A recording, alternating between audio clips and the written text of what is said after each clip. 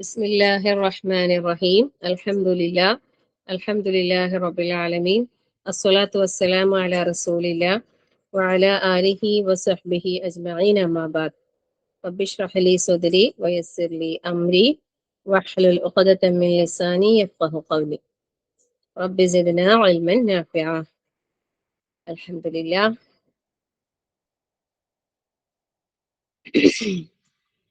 അല്ലാഹു സുബ്ഹാനഹു വ തആലയുടെ മഹത്തായ അനുഗ്രഹം കൊണ്ട് നമുക്ക് അള്ളാഹുവിനെ കുറിച്ച് പറയുന്ന ഒരു ദിക്റിന്റെ മജ്‌ലിസിൽ ഒരുമിക്കാൻ സാധിച്ചു. അൽഹംദുലില്ലാഹ്. അല്ലാഹു തആല നമ്മളിൽ നിന്ന് എല്ലാവരും അള്ളാഹു സ്വീകരിക്കുമാറാകട്ടെ. ആമീൻ. നാളെ അവന്റെ ജന്നാത്തുൽ ഫിർദൗസിൽ അല്ലാഹു തആല നമ്മളെല്ലാവരെയും ഇതുപോലെ ഒരുമിച്ച് ചേർത്ത് അനുഗ്രഹിക്കുമാറാകട്ടെ. ആമീൻ. അൽഹംദുലില്ലാഹ്. ഇപ്പൊ നമ്മള് ഹജ്ജുമായി ബന്ധപ്പെട്ട കാര്യങ്ങള് പറഞ്ഞ് 2 ക്ലാസ് കഴിഞ്ഞിട്ടുണ്ടായിരുന്നു. കുറച്ച് ഡിലേ വന്ന്, അതുകൊണ്ട് എല്ലാവരും മറന്നുപോയോന്ന് അറിയില്ല. എല്ലാവരും എവിടെ എത്തിന്ന് ഓർക്കുന്നുണ്ടാവുമല്ലോ അല്ലെ? നമ്മള് വാഹനത്തിലാണുള്ളത് ഇപ്പൊ. നേരത്തെ നമ്മള് അൽഹംദുലില്ലാഹ് ഫസ്റ്റത്തെ ക്ലാസ്സിൽ അള്ളാഹു തആലയും നമ്മളും തമ്മിലുള്ള ബന്ധത്തെ ദൃഢമാക്കി അല്ലെ, നമ്മുടെ നിയത്തിനെ നന്നാക്കി പിറന്നു വീണ ഒരു കുഞ്ഞിനെ പോലെ ആകാനും സ്വർഗം കിട്ടാനും വേണ്ടി അല്ലെ, നമ്മളെ നിഷ്കളങ്കരായ ഹൃദയത്തോടു കൂടി തിരിച്ചു വരാൻ വേണ്ടിയിട്ട് നമ്മളെ മനസ്സിനെയും അതുപോലെ നമ്മളുടെ ശരീരത്തെയും നമ്മൾ അതിനു വേണ്ടി തയ്യാറെടുപ്പുകൾ നടത്തി. പിന്നെ ബന്ധങ്ങൾ നമ്മൾ ദൃഢമാക്കി. അള്ളാഹു തആലയുമായിട്ടുള്ള ബന്ധം, അതുപോലെ വ്യക്തികളുമായിട്ടുള്ള ബന്ധം, എല്ലാ കാര്യങ്ങളും ക്ലിയർ ആക്കി അല്ലെ. ഒന്നും പിന്നെ ഒരു തരി പോലും യാതൊന്നും മനസ്സിൽ ഒരു കളങ്കവും ഇല്ലാതെ, അതുപോലെ ഇടപാടുകൾ, സാമ്പത്തികമായിട്ടുള്ള ഇടപാടുകളെല്ലാം ക്ലിയർ ആക്കി, കൊടുക്കേണ്ടതൊക്കെ കൊടുത്ത്, ഏൽപ്പിക്കേണ്ടതൊക്കെ ഏൽപ്പിച്ച്, എഴുതി വെക്കേണ്ടതൊക്കെ എഴുതി വെച്ച്, അല്ലാഹു സുബ്ഹാനഹു വ തആലയുടെ അതിഥിയാകാനുള്ള എല്ലാ ക്വാളിറ്റീസും നേടി നമ്മളെ മരണത്തിലേക്കുള്ള ഒരു യാത്ര പോലെ ഉള്ള എല്ലാ തയ്യാറെടുപ്പുകളും നമ്മൾ നടത്തി അല്ലെ, നമ്മൾ പുറപ്പെട്ടു. അപ്പൊ ഹജ്ജിന്റെ പിന്നെ കർമ്മങ്ങൾ ഞാൻ പറഞ്ഞിട്ടുണ്ടായിരുന്നു. 3 വിധത്തില് ഹജ്ജ് ഉണ്ട്, 3 രീതികൾ ഉണ്ട് പറഞ്ഞു. അതിൽ നമ്മൾ ശ്രദ്ധിക്കേണ്ടത് തമത്വആയ രീതിയിലാണ്. പൊതുവെ നമ്മള് പിന്നെ കേരളത്തിൽ നിന്നൊക്കെ പോകുന്ന ആൾക്കാര് ചെയ്യുന്ന ആ ഒരു രീതി, തമത്വആയ ആ ഒരു ഹജ്ജാണ് പിന്നെ കൂടുതൽ ആൾക്കാരും സ്വീകരിക്കാറുള്ളത്. മറ്റുള്ള രീതികളും സ്വീകരിക്കുന്നവരുണ്ടാകാം. അപ്പോ നമ്മള് ആ തമത്വആയ രീതിയിലുള്ള ഹജ്ജ് എന്ന് പറയുമ്പോൾ നമ്മൾ പറഞ്ഞു, ആദ്യം ഉംറ ചെയ്തിട്ട് പിന്നീട് അതിൽ നിന്ന് തഹല്ലുലായതിനു ശേഷം പിന്നെ ഹജ്ജിന് വേണ്ടിയിട്ട് ഇഹ്റാം കെട്ടി പുറപ്പെടലാണ് അല്ലെ. അപ്പൊ ആദ്യം നമ്മൾ എന്താക്കണം? തമത്വആയ രീതിയിലുള്ള ഹജ്ജായത് കൊണ്ട് തന്നെ ആദ്യം ഉംറ ചെയ്യണം നമ്മൾ പറഞ്ഞു. ഉംറക്ക് വേണ്ടിയിട്ട് നമ്മൾ കുളിക്കുന്നതും അല്ലെ, ശരീരത്തിന്റെ എല്ലാ ഭാഗങ്ങളും, നേരത്തെ നമ്മൾ മാനസികമായ ശുദ്ധീകരണമാണ് ചെയ്തതെങ്കിൽ ശാരീരികമായ ശുദ്ധീകരണങ്ങളൊക്കെ നിർവഹിച്ച് എല്ലാ നിലക്കും അല്ലെ, ഏതൊരു കർമ്മവും ചെയ്യുമ്പോൾ നമുക്ക് അതിന്റെ എല്ലാ ആസ്വാദനങ്ങളും കൊണ്ടുവന്നിട്ട് എല്ലാ രീതിയിലും നമ്മൾ അത് ആസ്വദിച്ച് നമുക്കത് ചെയ്യാൻ സാധിക്കണം എന്നാണ് അല്ലെ. പിന്നെ അപ്പൊ നമ്മൾ കുളിക്കുമ്പോ ആ നിയത്തോടു കൂടി നമ്മൾ കുളിക്കുക. പിന്നെ അത് കഴിഞ്ഞ് വസ്ത്രം ധരിക്കുമ്പോ പിന്നെ സ്ത്രീകളാണെങ്കിൽ പിന്നെ വീട്ടിൽ നിന്ന് തന്നെ എല്ലാ ഡ്രസ്സും ധരിച്ചിട്ട് തന്നെ അങ്ങനെ ഇറങ്ങിയാൽ മതി. കാരണം സ്ത്രീകളെ സംബന്ധിച്ചിടത്തോളം നമ്മൾ മനസ്സിലാക്കി, പ്രത്യേകിച്ച് വസ്ത്രം, അതായത് പ്രത്യേകിച്ച് വസ്ത്രമൊന്നുമില്ല, ഇസ്ലാമികമായ രീതിയിലുള്ള ശരീരം മുഴുവനും മറയുന്ന, ആകർഷണീയത ഇല്ലാത്ത, മറ്റുള്ളവരെ ആകർഷിക്കാത്ത രീതിയിലുള്ള പൂർണ്ണമായ ഹിജാബോട് കൂടിയിട്ടുള്ള ഒരു വസ്ത്രധാരണം, അതാണ് സ്ത്രീകൾ സ്വീകരിക്കേണ്ടത്. പിന്നെ ഇഹ്റാമിൽ പ്രവേശിച്ചു കഴിഞ്ഞാൽ സ്ത്രീകൾ മുഖം മറക്കാൻ പാടില്ല. അപ്പോ ഇഹ്റാമിൽ അല്ലാത്ത സമയത്ത് സ്ത്രീകൾ മുഖം മറക്കണം എന്നുള്ളതും കൂടിയാണ് അവിടെ നമുക്ക് മനസ്സിലാകുന്നത് അല്ലെ. സുബ്ഹാനല്ലാഹ്. പിന്നെ നമ്മൾ പുരുഷന്മാരുടെ കാര്യം പറഞ്ഞു, അവർക്ക് 2 തുണിയേ പാടുള്ളൂ അല്ലെ, 2 തുണി. പിന്നെ സുഗന്ധം പൂശുന്ന കാര്യം പറഞ്ഞു, ശരീരത്തിലാണ് പൂശേണ്ടത്. പിന്നെ വസ്ത്രത്തില് സുഗന്ധം പൂശാൻ പാടില്ല. പിന്നെ ഷൂസ്, തുന്നിച്ചേർത്ത വസ്ത്രങ്ങളൊന്നും ധരിക്കാൻ പാടില്ല. അപ്പൊ അണ്ടർവേഴ്സ് അങ്ങനെയുള്ള കാര്യങ്ങളൊന്നും ഇഹ്റാമിലേക്ക് പ്രവേശിക്കുമ്പോൾ പാടില്ല എന്നുള്ള കാര്യങ്ങളൊക്കെ നമ്മൾ പറഞ്ഞിട്ടുണ്ടായിരുന്നു അല്ലെ.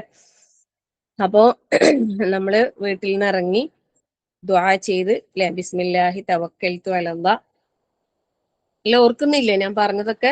ജസ്റ്റ് ഒന്നിങ്ങനെ ആവർത്തിക്കുന്നതേ ഉള്ളൂ. പിന്നെ കാരണം ഒരു പകുതിക്കുന്ന ആവണ്ടെന്ന് വിചാരിച്ചിട്ടാണ് ഇങ്ങനെ ഒന്നുകൂടി ആദ്യം മുതലേ കഴിഞ്ഞ 2 ക്ലാസ്സിൽ പറഞ്ഞ കുറച്ച് കാര്യങ്ങൾ പറഞ്ഞത് കേട്ടാ. അപ്പം ബിസ്മില്ലാഹി തവക്കൽതു അലല്ലാഹ് വലാ ഹൗല വലാ ഖുവത ഇല്ലാ ബില്ലാഹ്. ഇത് ഏത് സന്ദർഭത്തിലും നമ്മൾ വീട്ടിൽ നിന്ന് ഇറങ്ങുമ്പോൾ ഈ ഒരു ദുആ ചൊല്ലി വേണം നമ്മൾ ഇറങ്ങാൻ അല്ലെ. വലത് കാല് വെച്ചിട്ടാണ് വീട്ടിൽ നിന്ന് ഇറങ്ങേണ്ടത്. അപ്പം ഈ ഒരു ദുആന്റെ പ്രത്യേകത എന്താ നമ്മൾ പറഞ്ഞിട്ടുണ്ടായിരുന്നു. അള്ളാഹു സുബ്ഹാനഹു വ തആലയിലേക്ക് നമ്മൾ പൂർണ്ണമായും തവക്കുൽ ചെയ്യുന്നു അല്ലെ. അള്ളാഹുവിന്റെ നാമത്തില് അള്ളാഹുവിൽ ബരമേൽപ്പിച്ച്.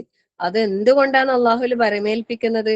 വലാ ഹൗല വലാ ഖുവത ഇല്ലാ ബില്ലാഹ്. അള്ളാഹു സുബ്ഹാനഹു വ തആലക്കല്ലാതെ യാതൊരു കഴിവും ശക്തിയുമില്ല. അപ്പോ അള്ളാഹു സുബ്ഹാനഹു വ തആലന്റെ ഹൗലും ഖുവത്തും നമുക്ക് തന്നാലല്ലേ അത് നമുക്ക് എല്ലാ കാര്യങ്ങളും ചെയ്യാൻ സാധിക്കും. ശരിക്കും ഈ ഒരു ദുആന്റെ ശ്രേഷ്ഠതയായിട്ട് റസൂൽ സല്ലല്ലാഹു അലൈഹി വസല്ലം പറയുന്നു, ഒരാള് തന്റെ വീട്ടിൽ നിന്ന് പുറപ്പെടുമ്പോൾ ഇപ്രകാരം പറഞ്ഞാല് അവൻ അള്ളാഹുവിന്റെ മാർഗത്തിലായി. സുബ്ഹാനല്ലാഹ്. നോക്കി, പിന്നെന്താ പറയുന്നറിയോ? അയാൾക്ക് അള്ളാഹു മതിയാകുന്നവനായി, അയാൾ അള്ളാഹുവിന്റെ സംരക്ഷണത്തിലായി, പിശാചുക്കൾ അയാൾക്ക് കീഴടങ്ങിയതായി. ശേഷം പിശാച് മറ്റു പിശാചുക്കളോട് പറയും, ഒരാൾ അള്ളാഹുവിന്റെ മാർഗത്തിലായാൽ, അയാൾ അള്ളാഹുവിന്റെ സംരക്ഷണത്തിലായാൽ നിനക്ക് എന്ത് ചെയ്യാനാകും? സുബ്ഹാനല്ലാഹ് അല്ലെ. എത്ര സ്ട്രോങ് ആയ ഒരു ദുആയാണ് അള്ളാഹുവിന്റെ റസൂൽ സല്ലല്ലാഹു അലൈഹി വസല്ലമ നമുക്ക് പഠിപ്പിച്ചു തന്നെന്ന് ഓർത്തു നോക്ക്. വീട്ടിൽ നിന്ന് ഇറങ്ങുമ്പോ, അത് നമ്മളില്ലേ ഹജ്ജിനും ഉംറക്കും വേണ്ടിയിട്ട് ഇറങ്ങുമ്പോ അല്ല, എപ്പോ വീട്ടിൽ നിന്ന് ഇറങ്ങുമ്പോ ഈ ദുആ ചൊല്ലി നമ്മൾ ഇറങ്ങിക്കഴിഞ്ഞാല് ഈ പറഞ്ഞ ശ്രേഷ്ഠത നമുക്ക് എന്തായാലും ലഭിക്കും, ലഭിക്കാതിരിക്കൂല. അതുകൊണ്ട് എല്ലാവരും ഈ ദുആ എപ്പോഴും എല്ലാവരും ചൊല്ലുന്നവരായിരിക്കും. എന്റെ ക്ലാസ് കേൾക്കുന്ന ഈ പറയുന്ന ഞാനും കേൾക്കുന്ന നിങ്ങൾ എല്ലാവരും ഈ ദുആ ചൊല്ലി തന്നെയാണ് വീട്ടിൽ നിന്ന് ഇറങ്ങുക. പക്ഷെ നമ്മളെ മനസ്സിൽ ഈ ഒരു ചിന്ത ഉണ്ടാകണം. റസൂൽ സല്ലല്ലാഹു അലൈഹി വസല്ലം പറഞ്ഞ ഈ ശ്രേഷ്ഠതകളൊക്കെ നമ്മളെ മനസ്സിൽ ഓടി വരണം അല്ലെ. തന്റെ വീട്ടിൽ നിന്ന് പുറപ്പെടുമ്പോ ഇങ്ങനെ പറഞ്ഞ അയാൾ അള്ളാന്റെ മാർഗത്തിൽ, അള്ളാന്റെ നേർമാർഗത്തിലായി എന്ന് പറഞ്ഞ ഹിദായത്തിലായി എന്ന് പറയുന്നത് അല്ലെ. സുബ്ഹാനല്ലാഹ്. പിന്നെന്താ? എല്ലാ നിലക്കും അള്ളാഹു തആല ഊന് മതിയാകുന്നവനായി. പിന്നെ അള്ളാഹുവിന്റെ സംരക്ഷണം. പിന്നെ പിശാചുക്കൾ അയാൾക്ക് കീഴടങ്ങി. പിന്നെ പിശാചുക്കളുടെ പിന്നെ മറ്റു പിശാചുക്കളോട് പറയുന്നത്, ഒരാൾ അള്ളാന്റെ മാർഗത്തിലായാൽ, അള്ളാഹുവിന്റെ ഹിദായത്തിൽ നേർമാർഗത്തിലായി കഴിഞ്ഞാല് പിന്നെ നിനക്ക് എന്താ ചെയ്യാൻ കഴിയാം? പിന്നെ പിശാചിന് അവിടെ യാതൊരു സ്വാധീനം ചെലുത്താൻ സാധിക്കൂല എന്നാ പറയുന്നത്. അപ്പൊ നമ്മളെപ്പോഴും ഈ ദുആ ചൊല്ലിക്കൊണ്ട് വേണം വീട്ടിൽ നിന്ന് ഇറങ്ങാൻ വേണ്ടിയിട്ട്. പിന്നെ വേറൊരു പ്രാർത്ഥനയും കൂടി ഉണ്ട് അല്ലെ വീട്ടിൽ നിന്ന് ഇറങ്ങുമ്പോഴുള്ള. അല്ലാഹുമ്മ ഇന്നി അഊദു ബിക അൻ അദില്ല ഔ ഉദല്ല ഔ അസില്ല ഔ ഉസല്ല ഔ അദ്ലിമ ഔ ഉദ്ലമ ഔ അജ്ഹല യുജ്ഹലയ്യ. എല്ലാ പ്രാർത്ഥനയും പ്രാർത്ഥിച്ചിട്ട് തന്നെ ഇറങ്ങിയാൽ മതി കേട്ടാ. എപ്പോഴും ഇതൊക്കെ നമ്മളെ ജീവിതത്തിൽ പതിവായി കൊണ്ടുപോയാലുണ്ടല്ലോ, അല്ലാഹു തആല വാഗ്ദാനം ചെയ്ത ഈ കാര്യങ്ങളൊക്കെ ഉറപ്പായിട്ട് നമുക്ക് കിട്ടും. പക്ഷെ നമ്മളെ മനസ്സിൽ ആ വിശ്വാസം ദൃഢമാക്കി കൊണ്ടുവരണം. ഓരോ പ്രാർത്ഥനകളും നമുക്കുള്ള ഒരു രക്ഷാ കവചങ്ങളാണ്. നമുക്കുള്ള പ്രാർത്ഥന എന്ന് പറയുന്നത് വിശ്വാസിയുടെ ആയുധമാണ് എന്ന് നമ്മൾ പഠിച്ചിട്ടുണ്ടെങ്കിൽ നമ്മൾ ആയുധം ഉപയോഗിക്കണം അല്ലെ, നമ്മൾ പ്രയോഗിക്കണത്. അള്ളാഹു തആല നമുക്ക് നിശ്ചയിച്ചു തന്ന ഈ ആയുധങ്ങളെ നമ്മൾ അതിൻ്റെതായ രീതിയിൽ നമ്മൾ അതിനെ ഉപയോഗപ്പെടുത്തിയാൽ തീർച്ചയായും നമുക്ക് എല്ലാ നിലക്കുമുള്ള സംരക്ഷണം അള്ളാന്റെ ഭാഗത്ത് നമുക്ക് ഉണ്ടാവും, ഉറപ്പാണ്. പക്ഷെ പലപ്പോഴും നമ്മളത് ഒരു യാന്ത്രികം പോലെ നമ്മളിങ്ങനെ ചെയ്യുന്നു എന്നല്ലാതെ നമ്മളെ മനസ്സിൽ ഇതിനെക്കുറിച്ചുള്ള യാതൊരു ചിന്തയും ഇല്ലാതെ ആയി പോകുന്നുണ്ട്. അത് ശ്രദ്ധിക്കുക. അല്ലാഹു തആല നമുക്ക് നല്ല ഓർമ്മയോടെ ഈ പറഞ്ഞ കാര്യങ്ങളൊക്കെ ഓർത്തുകൊണ്ട് ഈ ദിക്റ് ദുആ ഒക്കെ ചെയ്യാൻ അല്ലാഹു തൗഫീഖ് നൽകട്ടെ. ഇപ്പൊ പറഞ്ഞ ഈ ദുആ അല്ലെ, എന്താണ് അവിടെ? വഴി തെറ്റുകയോ ആരെങ്കിലും മുഖേന വഴി തെറ്റിക്കപ്പെടുകയോ ഇസ്ലാമിൽ നിന്ന് വ്യതിചലിക്കുകയോ മറ്റാരെങ്കിലും മുഖേന വ്യതിചലിപ്പിക്കപ്പെടുകയോ ആരെങ്കിലും ആക്രമിക്കുകയോ അല്ലെങ്കിൽ ആരാലെങ്കിലും പിന്നെ ആക്രമിക്കപ്പെടുകയോ ചെയ്യുന്നതിൽ നിന്ന് എല്ലാത്തിൽ നിന്നും അള്ളാഹു സുബ്ഹാനഹു വ തആലയോട് രക്ഷ ചോദിക്കുന്നു എന്ന് പറയുന്നു. എല്ലാ തരത്തിലുള്ള വിഡിത്തം പ്രവർത്തിക്കുന്നതിൽ നിന്നും വിഡിയാക്കപ്പെടുന്നതിൽ നിന്നും എല്ലാം അള്ളാഹുവിനോട് രക്ഷ ചോദിക്കുന്നു. നല്ലൊരു പ്രാർത്ഥനയാണ്. ഇതൊക്കെ നമ്മൾ പഠിപ്പിച്ചതാണ്. എല്ലാരും പഠിച്ച് എല്ലാ സമയത്തും വീട്ടിൽ നിന്ന് ഇറങ്ങുമ്പോൾ ഈ പ്രാർത്ഥനകളൊക്കെ ചൊല്ലി തന്നെ പുറത്തേക്ക് പോകാൻ വേണ്ടിയിട്ട് എല്ലാവരും ശ്രദ്ധിക്കുക ഇൻഷാ അല്ലാഹ്. പിന്നെ അത് കഴിഞ്ഞ് നമ്മള് വാഹനത്തിൽ കയറിയില്ലേ, വാഹനത്തിൽ കയറുമ്പോൾ പ്രാർത്ഥന അവിടെയും ബിസ്മില്ല എന്നുള്ളതില്ലേ നമ്മളെ വിട്ടുപോകാനേ പാടില്ല. ബിസ്മിയും ഹംദും അള്ളാന്റെ നാമം കൊണ്ട് തുടങ്ങൽ, അള്ളാനെ സ്തുതിക്കൽ, ഇതൊന്നും നമ്മളെ ജീവിതത്തിൽ നിന്ന് ഒരു സന്ദർഭത്തിലും നമ്മൾ വിട്ടുപോകാൻ പാടില്ലാത്ത കാര്യം. കാരണം ബിസ്മി എന്ന് പറയുന്നതന്നെ എന്താ, എല്ലാ നിലക്കുള്ള ബർക്കത്താണ്, പിന്നെ എല്ലാ നിലക്കുള്ള സംരക്ഷണമാണ്, അള്ളാഹുവിന്റെ കാവലാണ്, എന്തെല്ലാം ഗുണങ്ങളാന്ന് അറിയോ അതില്. അതുകൊണ്ട് ഒരു കാര്യവും നമ്മൾ ബിസ്മില്ല എന്ന് പറയുന്നതിനെ തൊട്ട് നമ്മൾ മറന്നു പോകാതെ ശ്രദ്ധിക്കാം. അപ്പൊ വാഹനത്തിൽ കയറുമ്പോ ബിസ്മില്ല പറഞ്ഞ് അൽഹംദുലില്ലാ പറഞ്ഞ് എന്നിട്ട് സുബ്ഹാനല്ലദീ സഖറ ലനാ ഹാദാ വമാ കുന്നാ ലഹു മുഖ്രിനീൻ വഇന്നാ ഇലാ റബ്ബിനാ ലമുൻഖലിബൂൻ. അത് കഴിഞ്ഞ് അതിനെ തുടർന്ന് തന്നെ അൽഹംദുലില്ലാ അൽഹംദുലില്ലാ അൽഹംദുലില്ലാ അല്ലാഹു അക്ബർ അല്ലാഹു അക്ബർ അല്ലാഹു അക്ബർ സുബ്ഹാനകല്ലാഹുമ്മ ഇന്നി ളലംതു നഫ്സി ഫഗ്ഫിർലി ഫഇന്നഹു ലാ യഗ്ഫിറു ദുനൂബ ഇല്ലാ അൻത. ഈ വാഹനത്തിൽ കയറുമ്പോൾ പ്രാർത്ഥനയുടെ കൂടെ ചേർത്ത് റസൂൽ സ്വല്ലല്ലാഹു അലൈഹി വസല്ലം പഠിപ്പിച്ചതായി ഈ ദുആ. ഇതിന്റെ കൂടെ ഇൻഷാ അല്ലാഹ് ഞാൻ ഓരോ ദുആകളും ഗ്രൂപ്പിൽ അയച്ചു തരാം ഇൻഷാ അല്ലാഹ്. ഇതൊക്കെ നമ്മൾ ഇതൊന്നും പ്രത്യേകിച്ച് ഹജ്ജിന്റെയോ ഉംറയുടെയോ പ്രാർത്ഥനയിൽ വരുന്നതൊന്നുമല്ല. സാധാരണഗതിയിൽ നമുക്ക് എപ്പോ യാത്ര ചെയ്യുമ്പോഴും പ്രാർത്ഥിക്കാൻ പറ്റുന്ന വളരെ നല്ല പ്രാർത്ഥനകളാണ്. ഇതൊക്കെ എല്ലാവർക്കും അറിയുന്നതായിരിക്കും. എന്നാലും ഞാൻ ഒന്നുകൂടി ഉണർത്തുന്നത്, ഈ പ്രത്യേകമായിട്ട് ഹജ്ജിനും ഉംറക്കൊക്കെ പുറപ്പെടുന്ന ആൾക്കാർ ഈ പറഞ്ഞതൊന്നും വിട്ടുപോകരുത്. കയ്യില് പിന്നെ പ്രാർത്ഥനന്റെ ഒക്കെ പുസ്തകങ്ങൾ കരുതി അറിയാത്തവര് നോക്കിയിട്ടെങ്കിലും അതിന്റെ അർത്ഥവും ഒക്കെ മനസ്സിലാക്കി ദുആ ചെയ്തിട്ട് ഇറങ്ങാട്ടോ ഇൻഷാ അല്ലാഹ്. അപ്പം അവിടെ അതിന്റെ അർത്ഥമൊക്കെ വളരെ നല്ല അർത്ഥവത്തായ ദുആയാണ്. അപ്പം നമ്മള് അങ്ങനെ പുറപ്പെടുന്നു അല്ലെ, യാത്രയ്ക്ക് വാഹനത്തിൽ കയറി. പിന്നെ ശരിക്കും പറഞ്ഞാല് വളരെ വിദൂരമായ ഒരു യാത്രയാണ് നമ്മൾ പുറപ്പെടുന്നത് അല്ലെ. സത്യത്തിൽ നമ്മൾ എന്തിനാ പുറപ്പെടുന്നത്? ഒരു ടൂർ പോകുന്നതാണോ? എന്തെങ്കിലും കാഴ്ചകൾ കാണാനാണോ? അല്ലെ എന്തെങ്കിലും ആസ്വാദനത്തിന് വേണ്ടിയാണോ? ഒരിക്കലും അല്ല അല്ലെ. അള്ളാഹു സുബ്ഹാനഹു വ തആലയുടെ അടുക്കൽ സ്വീകരിക്കപ്പെടുന്ന ഹജ്ജും ഉംറയും നിർവഹിക്കാൻ വേണ്ടിയിട്ടുള്ള ഒരു യാത്രയാണ് നമ്മൾ അല്ലെ. നമ്മളെ പാപങ്ങളെല്ലാം പൊറുക്കപ്പെട്ട് മബ്റൂറായ പുണ്യമാക്കപ്പെട്ട ഒരു ഹജ്ജ്, അത്രയും ശ്രേഷ്ഠമാക്കപ്പെട്ട ഒരു ഉംറ ഒക്കെ നിർവഹിക്കാനാണ് നമ്മൾ പുറപ്പെടുന്നത്. അപ്പം വളരെ ശ്രേഷ്ഠമായ ഒരു യാത്രയാണ് അല്ലെ. ഹറമില് ചെന്ന് അള്ളാഹു സുബ്ഹാനഹു വ തആലയുടെ പരിശുദ്ധമാക്കപ്പെട്ട കഅബാലയം കാണണം അല്ലെ. ഹജറുൽ അസ്വദ് സാധിക്കുമെങ്കിൽ ഒന്ന് ചുംബിക്കണം. ഇങ്ങനെ കുറെ ആഗ്രഹങ്ങൾ മനസ്സിൽ വെച്ചിട്ട് അള്ളാഹുവിന്റെ തൃപ്തി ആഗ്രഹിച്ചുകൊണ്ട് അല്ലെ, അള്ളാഹു തആല തൃപ്തിപ്പെടുന്ന ഒരുപാട് കർമ്മങ്ങൾ നിർവഹിക്കാൻ വേണ്ടിയിട്ടുള്ള ഒരു യാത്രയിലാണ് നമ്മൾ ഓരോരുത്തരും. അപ്പോ ഈ യാത്രയിൽ നമുക്ക് ഒരുപാട് അള്ളാഹു തൃപ്തിപ്പെട്ട ഒരുപാട് കർമ്മങ്ങൾ നമുക്ക് നിർവഹിക്കാൻ കഴിയണം അല്ലെ. അപ്പം അതുപോലെ തന്നെ ചിലപ്പോ യാത്രയിൽ പലതും നമ്മൾ കാണാനും കേൾക്കാനും ഒക്കെ ഇടയുണ്ടാകും. അതായത് നമുക്ക് ചിലപ്പോ കാണാൻ പറ്റാത്തതും കേൾക്കാൻ പറ്റാത്തതുമായ പലതും ചിലപ്പോ യാത്രക്കിടയിൽ വന്നേക്കാം. അപ്പൊ അവിടെ ആ സന്ദർഭങ്ങളിലെല്ലാം അള്ളാഹു സുബ്ഹാനഹു വ തആലയുടെ ആ ഒരു എന്താ പറയാ തഖ്വ അല്ലെ, നമ്മളെ ഹൃദയത്തില് നല്ല തഖ്വ കാത്തു സൂക്ഷിക്കാൻ അത്യാവശ്യമാണ്. ഒരു മിനിറ്റ്.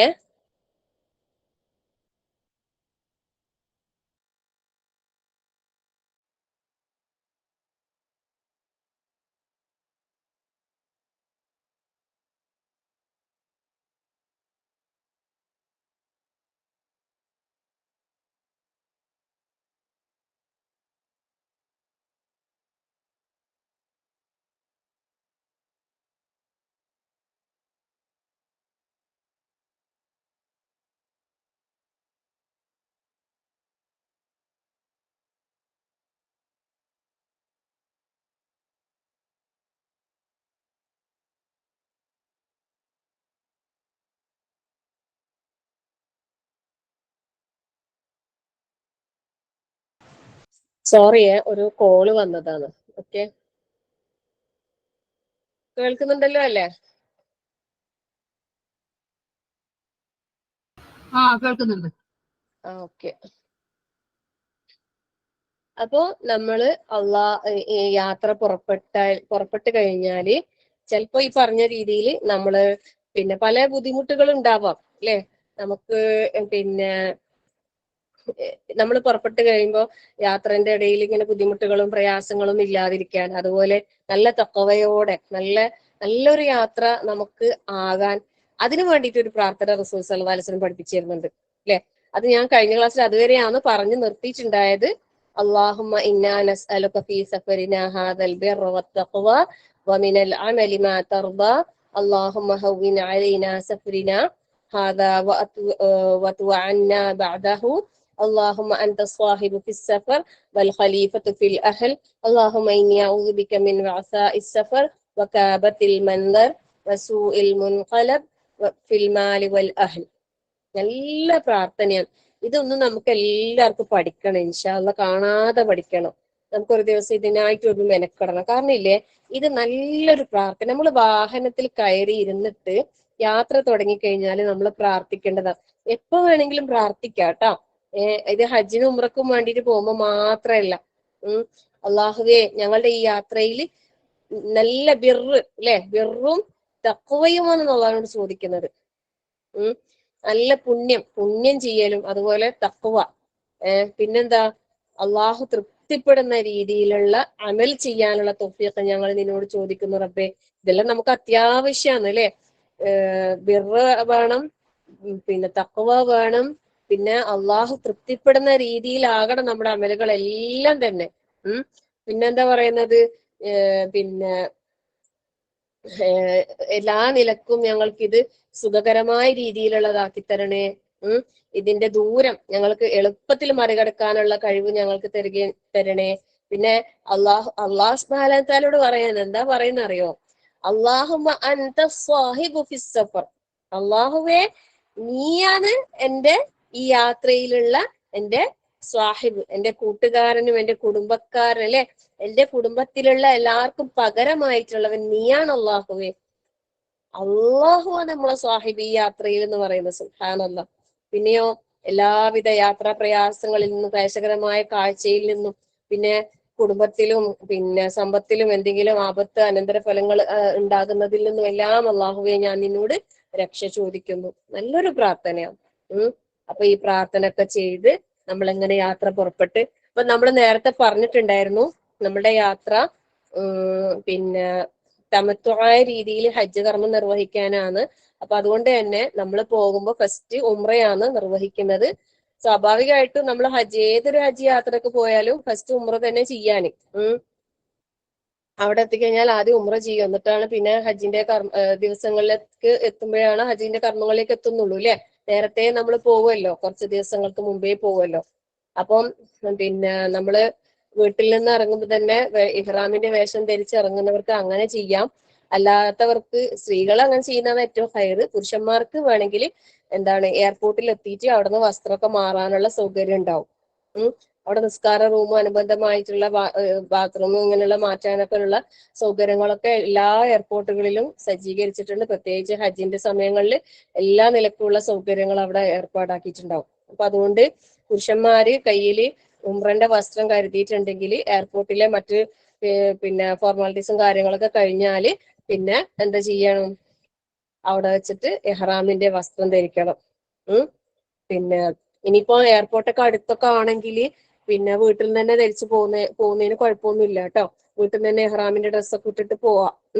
അവിടെ ബുദ്ധിമുട്ടൊന്നും ഇല്ലാത്തവർക്ക് അങ്ങനെ ചെയ്യാം. അല്ലാത്തവരിപ്പോ നല്ല ദൂരെയാണ് എയർപോർട്ട്, അപ്പൊ അതുവരെ യാത്ര ചെയ്യുമ്പോൾ അങ്ങനെ മുഷിഞ്ഞ് ആകെ ബുദ്ധിമുട്ടാവുന്നു, പ്രയാസം, നല്ല വിയർപ്പൊക്കെ ഉള്ള ആൾക്കാർക്ക് ചിലപ്പോൾ വിഷമാവും എന്ന് വിചാരിക്കുന്നുണ്ടെങ്കിൽ അവിടെ എത്തിയിട്ട് പിന്നെ ചേഞ്ച് ചെയ്യുന്നതായിരിക്കും കൂടുതൽ ഹയർ. ഓക്കെ, അപ്പം അതിലൊന്നും പ്രത്യേകിച്ച് ഇതൊന്നുമില്ല. അവിടെ വെച്ചിട്ട് എന്താക്കാം, ഡ്രസ്സ് മാറാം. ഫ്ലൈറ്റിൽ വെച്ചിട്ടൊന്നും പിന്നെ മാറാനൊന്നും ആരും വിചാരിക്കേണ്ട, കാരണം അത് കുറച്ച് റിസ്ക് ആയിരിക്കും. അപ്പൊ അതുകൊണ്ട് പുരുഷന്മാരുടെ കാര്യത്തിലാണ് ഇത്. സ്ത്രീകളെ കൂടെയുള്ള പുരുഷന്മാര് പിന്നെ ഈ ഒരു വിഷയത്തിൽ പിന്നെ നിങ്ങൾ അതൊന്ന് ശ്രദ്ധിക്കുക കേട്ടോ. പിന്നെ അപ്പം ഇഹ്റാമിന്റെ വസ്ത്രം എന്തുകൊണ്ട് എയർപോർട്ടിൽ നിന്ന് ധരിക്കുന്നത് വെച്ചാൽ നമ്മൾ പോകുന്നത് ഫ്ലൈറ്റിലാണല്ലോ അല്ലെ. ഫ്ലൈറ്റിൽ പോകുന്നത് കൊണ്ട് തന്നെ പിന്നെ നമ്മളെ മീഖാത്ത് ഏകദേശം പിന്നെ അവിടെ സൗദി എയർപോർട്ടിൽ എത്തുന്നതിന്റെ ഒരു 20 മിനിറ്റോ 25 മിനിറ്റോ മുമ്പൊക്കെ ആയിട്ടാണ് പിന്നെ ആ ഇത് വരുന്നത്. അത് മീഖാത്തിന്റെ ആ ഒരു സ്ഥലം വരുന്നത്. അപ്പൊ അവിടെ വെച്ചിട്ട് നമ്മള് പിന്നെ ഇഹ്റാമിൽ പ്രവേശിക്കുകയെ ചെയ്യാന്. അല്ലാഹുമ്മ ലബ്ബൈക ഉംറത്തൻ അങ്ങനെ പറഞ്ഞിട്ട് പിന്നെ ആ ഒരു ഇതിലാണ് പ്രവേശിക്കാൻ. അപ്പൊ ആ സമയത്ത് നമുക്ക് ഇഹ്റാമിന്റെ വസ്ത്രം മാറാനോ ആക്കാനോ അതിനൊന്നും സൗകര്യം ഉണ്ടാവില്ല. അതുകൊണ്ടാണ് ഈ രീതിയിൽ ചെയ്യുന്നത്. നേരെ മറിച്ച് നമ്മളിപ്പം മദീനത്ത് പോയിട്ട് തിരിച്ചു വരുമ്പോഴാണ് ചെയ്യുന്നതെങ്കിൽ അവിടെ വെച്ച് നമുക്ക് ദുൽഹുലൈഫയിൽ വെച്ചിട്ട് അവിടെ നിന്ന് പിന്നെ മാറാനും പിന്നെ കുളിക്കാനും പിന്നെ ഒന്നോർക്കാൻ നിസ്കരിക്കാനും ഒക്കെ സൗകര്യങ്ങളുണ്ട് അവിടെ. അതുപോലെ ത്വായിഫിൽ പോവാണെങ്കിൽ അങ്ങനെയും അവിടുന്ന് വരുന്നവർക്ക് അങ്ങനെയൊക്കെ അതായത് വിമാനമാർഗമല്ലാതെ ഉള്ള യാത്രയാണെങ്കിൽ ആ രീതിയിലൊക്കെ ഉള്ള സൗകര്യങ്ങൾ മീഖാത്തിൽ വെച്ചിട്ട് ചെയ്യാനുള്ള പിന്നെ സംവിധാനങ്ങളൊക്കെ ഇന്നുണ്ട്. പക്ഷെ മിക്ക നമ്മളുടെ എല്ലാവരുടെയും യാത്രകൾ കൂടുതലും വരുന്നത് പിന്നെ എന്താ പറയാ ഈ ഒരു രീതിയിലാണ്.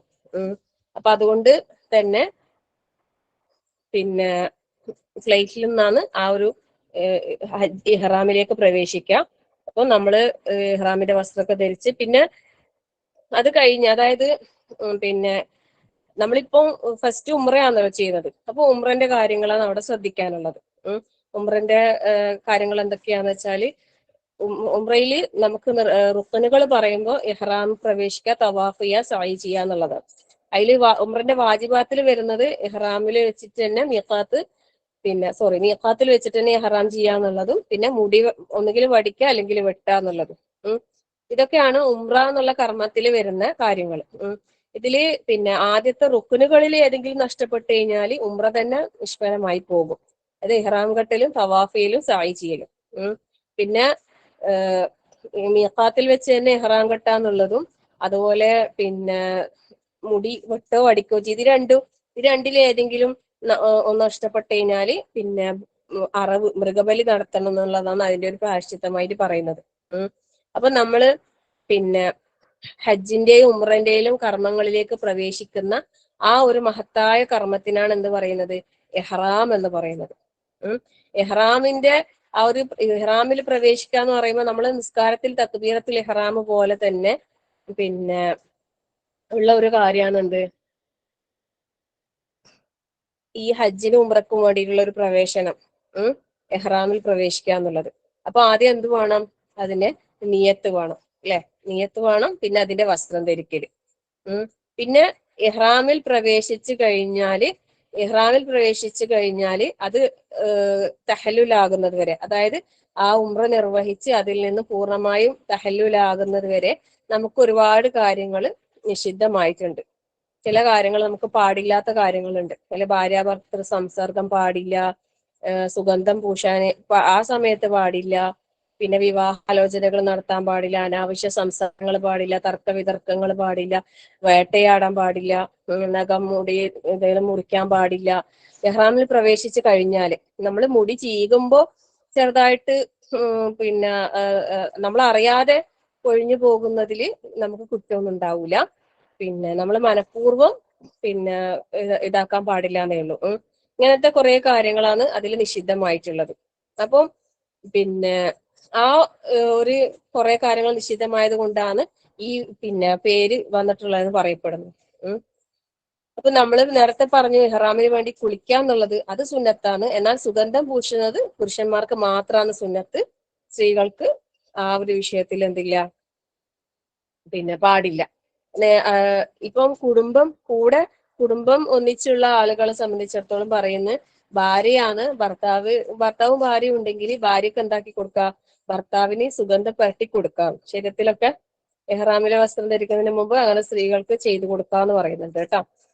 പിന്നെ അപ്പം നമ്മളങ്ങനെ ഫ്ലൈറ്റിലാണ് ഉള്ളത്. ഇപ്പൊ ഇങ്ങനെ വാഹനത്തിൽ നമ്മൾ ഇറങ്ങി എയർപോർട്ടിൽ ഇറങ്ങി അവിടുന്ന് നമ്മൾ ഈ പറഞ്ഞ കാര്യങ്ങളൊക്കെ ചെയ്ത് കഴിഞ്ഞ് നമ്മൾ എന്താക്കി, ഫ്ലൈറ്റിൽ കയറിയില്ലേ? അങ്ങനെ വിമാനം പുറപ്പെട്ട് അപ്പോഴും ഈ നേരത്തെ യാത്രേന്റെ വാഹനത്തിൽ കയറുമ്പോഴുള്ള ദുആ അതൊന്നും മറക്കരുത് കേട്ടാ. കാറിലായാലും ഫ്ലൈറ്റിലായാലും ആ പ്രാർത്ഥനകളൊക്കെ നിർവഹിക്കാം, ബിസ്മില്ല പറഞ്ഞു കയറാം, ആ കാര്യങ്ങളൊക്കെ ശ്രദ്ധിക്കാം. അങ്ങനെ നമ്മള് പോയിക്കൊണ്ടിരിക്കുമ്പോ അവിടെ ശ്രദ്ധിക്കേണ്ട ഒരു കാര്യം എന്ന് വെച്ചാല് ആ ഒരു മീഖാത്തിൽ എത്തിക്കഴിഞ്ഞാല് ഒരു അനൗൺസ്മെന്റ് ഉണ്ടാവും, എല്ലാ ഫ്ലൈറ്റിലും ഉണ്ടാവും എന്നാ പറയുന്നത്.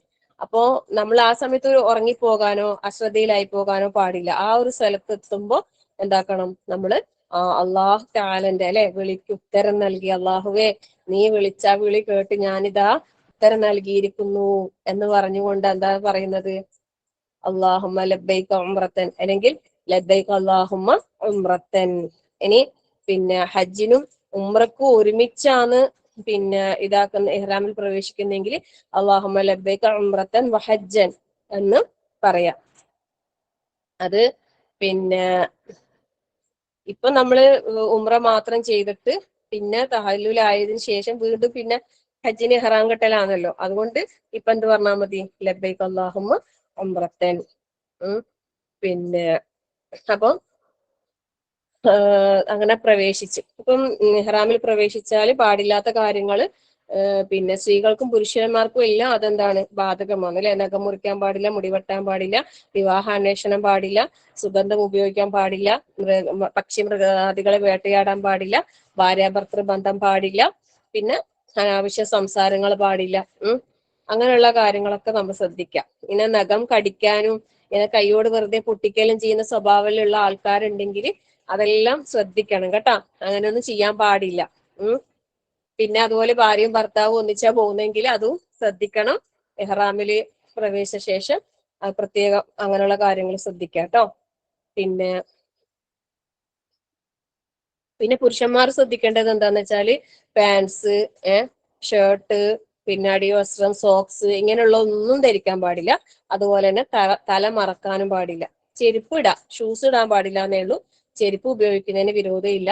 അതുപോലെ കുട ഉപയോഗിക്കുന്നതിന് പ്രശ്നമില്ല. കുട ഉപയോഗിക്കാം, തല മറക്കാൻ പാടില്ല എന്നേ ഉള്ളൂ. ഓക്കെ. പിന്നെ സ്ത്രീകളെ കാര്യം ഞാൻ നേരത്തെ പറഞ്ഞല്ലോ അല്ലെ. അതായത് പിന്നെ സ്ത്രീകൾ എന്താക്കാൻ പാടില്ല, മുഖവും മുൻകൈയും മറക്കാൻ പാടില്ല ഇഹ്റാമിൽ പ്രവേശിച്ചു കഴിഞ്ഞാല്. ബാക്കി എല്ലാ ഭാഗങ്ങളും പൂർണ്ണമായും മറഞ്ഞിരിക്കണം. അതാണ് സ്ത്രീകളെ ഇഹ്റാമിന്റെ വേഷം എന്നുള്ളത്. സ്ത്രീകൾക്ക് പ്രത്യേകമായിട്ട് പറയുന്നത് ആ ഒരു കാര്യം മാത്രമാണ്. ഇഹ്റാമിൽ പ്രവേശിച്ചാല് മുഖം മറക്കാൻ പാടില്ല, പിന്നെ അതുപോലെ മുൻകൈകൾ മറക്കാൻ പാടില്ല. ശരിക്കും പറഞ്ഞാലില്ലേ, നമ്മൾ ഈ വേഷത്തെ കുറിച്ച് പറയുമ്പോൾ അതിന്റെ ഒരു കാര്യം പറയുന്നത് എന്താ അറിയോ, ഒരു അടിമ ഒരു അടിമ, ശരിക്കുള്ള ഒരു അടിമച്ചക്കനും അടിമ പെണ്ണും എങ്ങനെയാണ് അതുപോലെയാണ് അള്ളാഹുവിന്റെ മുമ്പിലേക്ക് നമ്മൾ പോകുന്നത്. ശരിക്കും ചിന്തിച്ചു നോക്ക്, എത്ര വലിയ പണക്കാരനാണെങ്കിലും എങ്ങനെയുള്ള ആളാണെങ്കിലും ഈ ഒരു 2 വസ്ത്രമല്ലാതെ അല്ലെ, പുരുഷന്മാരെ സംബന്ധിച്ചിടത്തോളം 2 തുണി, അതൊന്ന് ഉടുക്കാനും ഒന്ന് പുതുക്കാനും. പുതുക്കുമ്പോ തന്നെ മുഴുവനും മറയണം കേട്ടോ, ശരീരം മുഴുവനും മറയുന്ന രീതിയിലാണ് ആ ഒരു പുതുക്കല്. അതൊന്നും ഇപ്പൊ എനിക്ക് കാണിച്ചു തരാൻ പറ്റൂലല്ലോ. നമ്മൾ അബ്ദുസലാം മോങ്ങ മൗലവിന്റെ ക്ലാസ്സിൽ അവർ ലൈവായിട്ട് ഈ തുണിയൊക്കെ ഉടുത്ത് പൊതിച്ചിട്ടൊക്കെ കാണിച്ചു കൊടുക്കുന്നുണ്ട്. ഞാൻ ആ ക്ലാസ് ഗ്രൂപ്പിലേക്ക് ഷെയർ ചെയ്തിട്ടുണ്ടായിരുന്നു. പോകുന്നവര് നിർബന്ധമായിട്ടും ആ ക്ലാസ് കേൾക്കണേ. നിർബന്ധമായിട്ട് എന്ന് പറയുന്നത് നിർബന്ധമായിട്ടും കേൾക്കണം. ഒരു തവണ കേട്ടാൽ പോരാ, 1, 2, 3 തവണ കേട്ട് നിങ്ങളാൽ കഴിയുന്ന രീതിയിൽ നിങ്ങളുടെ കയ്യിൽ ഒരു ചെറിയ കുഞ്ഞു പുസ്തകം കരുതിയിട്ട് അതിൽ നോട്ട് ചെയ്ത് വെക്കുകയും ചെയ്യണം ഈ കാര്യങ്ങളെല്ലാം. എന്നാൽ അതില്ലേ നമുക്ക് നല്ല യൂസ്ഫുൾ ആയിരിക്കും. അവിടെ എത്തിക്കഴിഞ്ഞാൽ ഇപ്പൊ ഗവൺമെന്റിലൊക്കെ ഹജ്ജിന് പോകുന്നവരാണെങ്കിൽ നിർബന്ധമായിട്ട് ഞാൻ പറയുന്നത് നമ്മളെ അബ്ദുസലാം മോഹമ്മദ് മൗലവിന്റെ ക്ലാസ്സുകൾ കേട്ടിട്ട് ആ നോട്ട്സ് ഒന്ന് കയ്യിൽ കരുതി വെച്ചാലുണ്ടല്ലോ, അവിടെ എത്തിക്കഴിഞ്ഞാല് ഒരുപാട് ആൾക്കാർക്ക് ഒരു അമീർ ആയിരിക്കും. ഈ അമീറിന് ഈ പറഞ്ഞ എല്ലാവരും കൺട്രോൾ ചെയ്യാനും എല്ലാവർക്കും കാര്യങ്ങൾ പറഞ്ഞു തരാനൊന്നും ചിലപ്പോൾ സാധിച്ചു എന്ന് വരൂല. നമുക്ക് ചിലപ്പോൾ അവരെ കണ്ടു എന്ന് തന്നെ വരൂല. ഇനി പ്രൈവറ്റ് ആയിട്ട് പോയ ആൾക്കാർക്ക് പോലും എപ്പോഴും നമുക്ക് എല്ലാ സാഹചര്യത്തിലും ഈ പറഞ്ഞ അമീറിനെ ഒന്നും കിട്ടിക്കൊള്ളണമെന്നൊന്നുമില്ല. അപ്പൊ അവിടെ എത്തിക്കഴിഞ്ഞാൽ അള്ളാഹ് എനിക്കൊന്നും അറിയില്ലാലോ, ഞാൻ എന്താ ചെയ്യേണ്ടേ, മേലോട്ട് നോക്കുന്ന ഒരു അവസ്ഥ ഒരാൾക്കും വരാൻ പാടില്ല. അതുകൊണ്ട് പറയുന്നത് കൃത്യമായിട്ട് ക്ലാസ് കേട്ടിട്ട് ഓരോ പോയിന്റ് നോട്ട് ചെയ്ത് വെച്ചിട്ട് നമ്മളെ മനസ്സിൽ അത് നല്ലൊരു പഠനം നമ്മൾ തയ്യാറാക്കിയിട്ട് തന്നെ എന്താക്കണം, ഇങ്ങനെയുള്ള കർമ്മങ്ങൾക്ക് പോകാൻ വേണ്ടിയിട്ട് ഒരുങ്ങാം. ഇൻഷാ അല്ലാഹ് ഇനിയും കുറഞ്ഞ ദിവസങ്ങളുണ്ട് പോകാൻ. തയ്യാറെടുക്കുന്ന ആൾക്കാർ ഈ പറഞ്ഞ കാര്യങ്ങളൊക്കെ ഒന്ന് ചെയ്ത് കഴിഞ്ഞാൽ നല്ലതായിരിക്കും. ഇൻഷാ അല്ലാഹ് അവിടെ എത്തിക്കഴിഞ്ഞാൽ അവരുണ്ടാവില്ല ഇവരുണ്ടാവില്ല, അവർ പറഞ്ഞു തരുന്ന പോലെ ചെയ്താൽ മതിയല്ലോ എന്നെല്ലാം വിചാരിച്ചിട്ട് പോയിട്ട് അവിടെ എത്തിയിട്ട് ഒന്നിനും പറ്റാത്തൊരവസ്ഥ വന്നിട്ട് അള്ളാഹ് എന്റെ ഹജ്ജ് എന്തല്ലോ ആയല്ലോ എന്നും വിചാരിക്കാൻ അത് അവസ്ഥ വരാൻ പാടില്ല. പിന്നെ അതുകൊണ്ടാണ് പറയുന്നത് നേരത്തെ ഇങ്ങനത്തെ കാര്യങ്ങളൊക്കെ നല്ലപോലെ പ്രിപ്പയർ ചെയ്തിട്ട് തന്നെ നല്ലോണം പഠിച്ച് ക്ലാസ് ഒക്കെ കേട്ട് മനസ്സിലാക്കിയിട്ട് തന്നെ നമ്മൾ അവിടെ എത്തിയാലുണ്ടല്ലോ നമുക്ക് ഈ ആരുടെ നിർദ്ദേശത്തിന്റെ ആവശ്യമില്ല. നമുക്ക് എല്ലാ കാര്യങ്ങളും ഒറ്റക്ക് തന്നെ നമുക്ക് എല്ലാം ചെയ്യാൻ സാധിക്കും. അവിടെ എത്തിക്കഴിഞ്ഞാൽ ഓരോ കാര്യങ്ങൾ കുറേ ഒന്നും ചെയ്യാനൊന്നും ഇല്ല, പക്ഷെ ചെയ്യുന്നത് നല്ല ഭംഗിയിൽ നമുക്ക് നല്ല റാഹത്തിൽ നമുക്ക് ചെയ്യാൻ സാധിക്കും. നേരത്തെ തന്നെ നമ്മളത് പഠിച്ച് മനസ്സിലാക്കിയിട്ട് പോയി കഴിഞ്ഞാല്. അപ്പൊ ആ ഒരു കാര്യം ശ്രദ്ധിക്കാം. പിന്നെ വരുന്നത് നമ്മൾ ഈ ഇഹ്റാമിൽ പ്രവേശിച്ചു കഴിഞ്ഞാല് പിന്നെ നമ്മൾ ചെയ്യുന്നതാണ് എന്ത്, തൽബിയത്ത് അല്ലെ. തൽബിയത്ത് എന്ന് പറയുന്നത് പിന്നെ എന്താ പറയാ വളരെ മഹത്തായ ഒരു ഇതാണ് അല്ലെ, അള്ളാഹുവിലേക്കുള്ള ആ ഒരു ഉത്തരം. പിന്നെ നബി സല്ലല്ലാഹു അലൈഹി വസല്ലമയുടെ തൽബിയത്ത് എങ്ങനെയാണ്? ലബ്ബൈക അല്ലാഹുമ്മ ലബ്ബൈക ലബ്ബൈക ലാ ശരീക ലക ലബ്ബൈക ഇന്നൽ ഹംദ വന്നിഅമത ലക വൽ മുൽക് ലാ ശരീക ലക. അതിങ്ങനെ കേൾക്കുമ്പോൾ തന്നെ ഒരു ഒരു ഒരു ഒരു ഒരു മനസ്സിന്റെ ഉള്ളിൽ നിന്ന് ഇങ്ങനെ ഒരു വല്ലാത്തൊരു ആവേശം ഇങ്ങനെ അലതല്ലുന്നല്ലേ. സുബ്ഹാനല്ലാഹ്. അല്ലാഹു തആല എല്ലാവർക്കും അള്ളാഹുവിന്റെ വിളിക്കുത്തരം നൽകി ആ ഒരു പുണ്യമാക്കപ്പെട്ട ഭൂമിയിലേക്ക് പോകാനും കാണാനും ചെയ്യാനുമുള്ള തൗഫീഖ് അള്ളാഹു എല്ലാവർക്കും തന്നെ അനുഗ്രഹിക്കട്ടെ. ആമീൻ. അള്ളാഹുവിനോട് നമ്മൾ പറയുന്നില്ല, അള്ളാഹുവേ ഞാനിതാ നിന്റെ വിളിക്കുത്തരം നൽകി, ഞാനിതാ വന്നു റബ്ബേ, നിന്റെ വിളി ഞാൻ കേട്ട് റബ്ബേ. എല്ലാത്തിലും അല്ലെ, ഒന്നിലും യാതൊന്നിലും നിനക്ക് യാതൊരു പങ്കുകാരനുമില്ല അള്ളാഹുവേ. ഞാനിതാ നിന്റെ വിളിക്ക് ഉത്തരം നൽകിയിരിക്കുന്നു അള്ളാഹുവേ. എല്ലാ സ്തുതിയും അല്ലെ, ഇന്നൽ ഹംദ വന്നിഅമത എല്ലാം അല്ലെ, ഹംദും സ്തുതിയും ശുക്റും എല്ലാം നിനക്കാണ് റബ്ബേ. കാരണം എന്താ? എല്ലാ അനുഗ്രഹങ്ങളും നിന്നിൽ നിന്നാണ് അള്ളാഹുവേ. എല്ലാറ്റിന്റെയും പരമാധികാരം ലക വൽ മുൽക് എല്ലാം നിനക്കാണ് അള്ളാഹുവേ. ഇതിലൊന്നും യാതൊരു പങ്കുകാരനുമില്ല തന്നെ. അത്രയും നമ്മൾ പറഞ്ഞില്ലേ. സുബ്ഹാനല്ലാഹ്.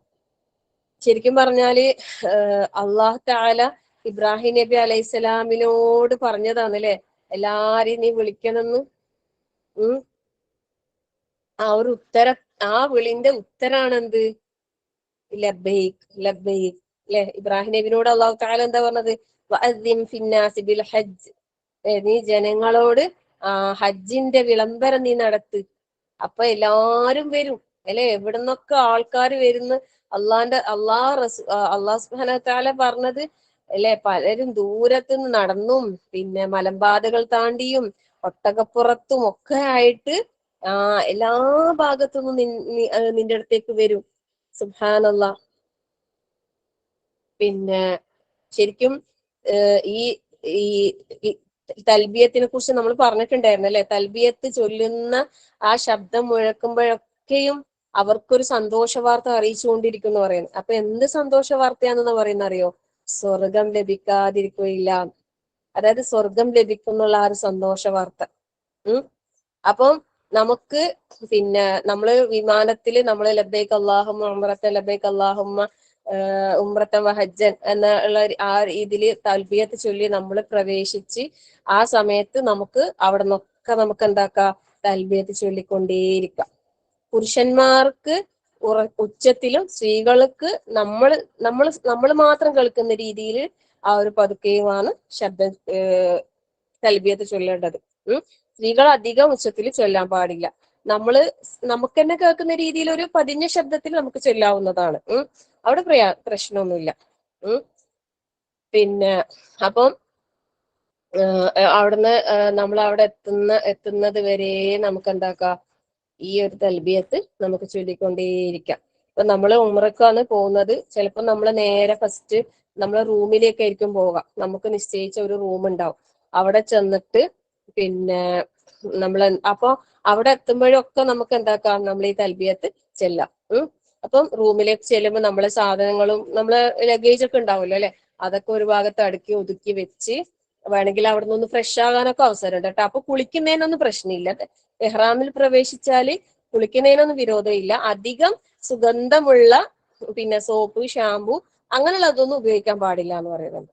കാരണം സുഗന്ധം പൂശാൻ പാടില്ല എന്ന് പറയുന്നുണ്ടല്ലോ. അപ്പൊ അതുകൊണ്ട് പിന്നെ നല്ല വാസനയുള്ള സോപ്പ്, ഷാമ്പു അങ്ങനത്തെ ഒന്നും ഉപയോഗിക്കാണ്ട് ജസ്റ്റ് വേണമെങ്കിൽ ഒന്ന് ഫ്രഷ് ആകാൻ വേണ്ടിയിട്ട് ഒന്ന് ഇതാക്കിയാൽ മതി. ഒന്ന് വെള്ളം ഒഴിച്ച് ഒന്ന് മേലൊക്കെ കഴുകി അങ്ങനെ ഒന്ന് കുളിക്കുന്നതിനൊന്നും പ്രശ്നമൊന്നുമില്ല. ഓക്കെ, ബാത്റൂമിലെല്ലാം പോകാം. പിന്നെ ഉറങ്ങുന്നതിനൊന്നും പ്രശ്നമില്ല കേട്ടോ, ഇഹ്റാമിൽ പ്രവേശിച്ച് കരുതിയിട്ട്. പിന്നെ പക്ഷെ അവിടെ ഒക്കെ നമ്മൾ ഈ തൽബിയത്തിന്റെ കാര്യം നമ്മൾ മറന്നു പോകാൻ പാടില്ല. അങ്ങനെ നമ്മള് പിന്നെ ലഗേജ് ഒക്കെ അവിടെ വെച്ച് പിന്നെ നമ്മൾ എങ്ങോട്ടാ പോകുന്നത്? മസ്ജിദുൽ ഹറാമിലേക്ക് പോവുകയാണ് അല്ലെ. സുബ്ഹാനല്ലാഹ്, നമ്മള് ഉംറ നിർവഹിക്കാൻ വേണ്ടിയിട്ട് കാബത്തിങ്കലേക്ക് പോയിക്കൊണ്ടിരിക്കുകയാണ്. നമ്മളെ റൂമിൽ നിന്ന് നമ്മള് സാധനങ്ങളൊക്കെ അടുക്കി ഒതുക്കി വെച്ചിട്ട് നമ്മളിങ്ങനെ നടന്നിട്ടാണ് എന്താക്കുന്നത്? ഹറമിലേക്ക് പോകുന്നത്. അപ്പൊ ഹറമിലേക്ക് എത്തിക്കഴിഞ്ഞാൽ അവിടെ നമ്മൾ ഫസ്റ്റ് ആയിട്ട് ശ്രദ്ധിക്കേണ്ട കാര്യം എന്താ? ബിസ്മില്ല. അവിടെയും ബിസ്മില്ല അല്ലെ. പള്ളിയിൽ പ്രവേശിക്കുമ്പോ അസ്സലാത്തു വസ്സലാമു അലാ റസൂലില്ല, അല്ലാഹുമ്മ ഫ്തഹ് ലി അബ്വാബ റഹ്മതിക്. ഇതെല്ലാ പള്ളിയിൽ പ്രവേശിക്കുമ്പോൾ പ്രാർത്ഥിക്കേണ്ട പ്രാർത്ഥന തന്നെയാണ് അല്ലെ. ഇതൊന്നും ആർക്കും പിന്നെ അറിയാത്തതായിട്ടൊന്നും ആരും ഉണ്ടാവില്ല. അപ്പം പിന്നെ അതിന്റെ കൂടെ നമുക്ക് ചേർത്ത് പറയാനുള്ളതാണ് അഊദു ബില്ലാഹിൽ അലീം വബിവജ്ഹിഹിൽ കരീം വസുൽത്താനിഹിൽ ഖദീം മിനശ് ശൈത്വാനിർ റജീം. അഊദു ബില്ലാഹിൽ അലീം. ഈ പ്രാർത്ഥന ഇത് രണ്ടും കൂടി ഒരുമിച്ച് ചേർത്ത് പറയാട്ടോ. ബിസ്മില്ലാ വസ്സലാത്തു വസ്സലാമു അലാ റസൂലില്ലാ അല്ലാഹുമ്മ ഫ്തഹ് ലി അബ്വാബ റഹ്മതിക് അഊദു ബില്ലാഹിൽ അലീം വബിവജ്ഹിഹിൽ കരീം വസുൽത്താനിഹിൽ ഖദീം മിനശ് ശൈത്വാനിർ റജീം. എല്ലാം അല്ലെ അള്ളാഹു സുബ്ഹാനഹു വ തആലന്റെ നാമത്തില് അള്ളാഹുവിന്റെ റസൂൽ സല്ലല്ലാഹു അലൈഹി വസല്ലമയിൽ ഒരു സലാത്ത് ചൊല്ലി അല്ലെ, അള്ളാഹുവേ നീ എനിക്ക് അല്ലാഹുമ്മ ഫ്തഹ് ലി അബ്വാബ റഹ്മതിക്.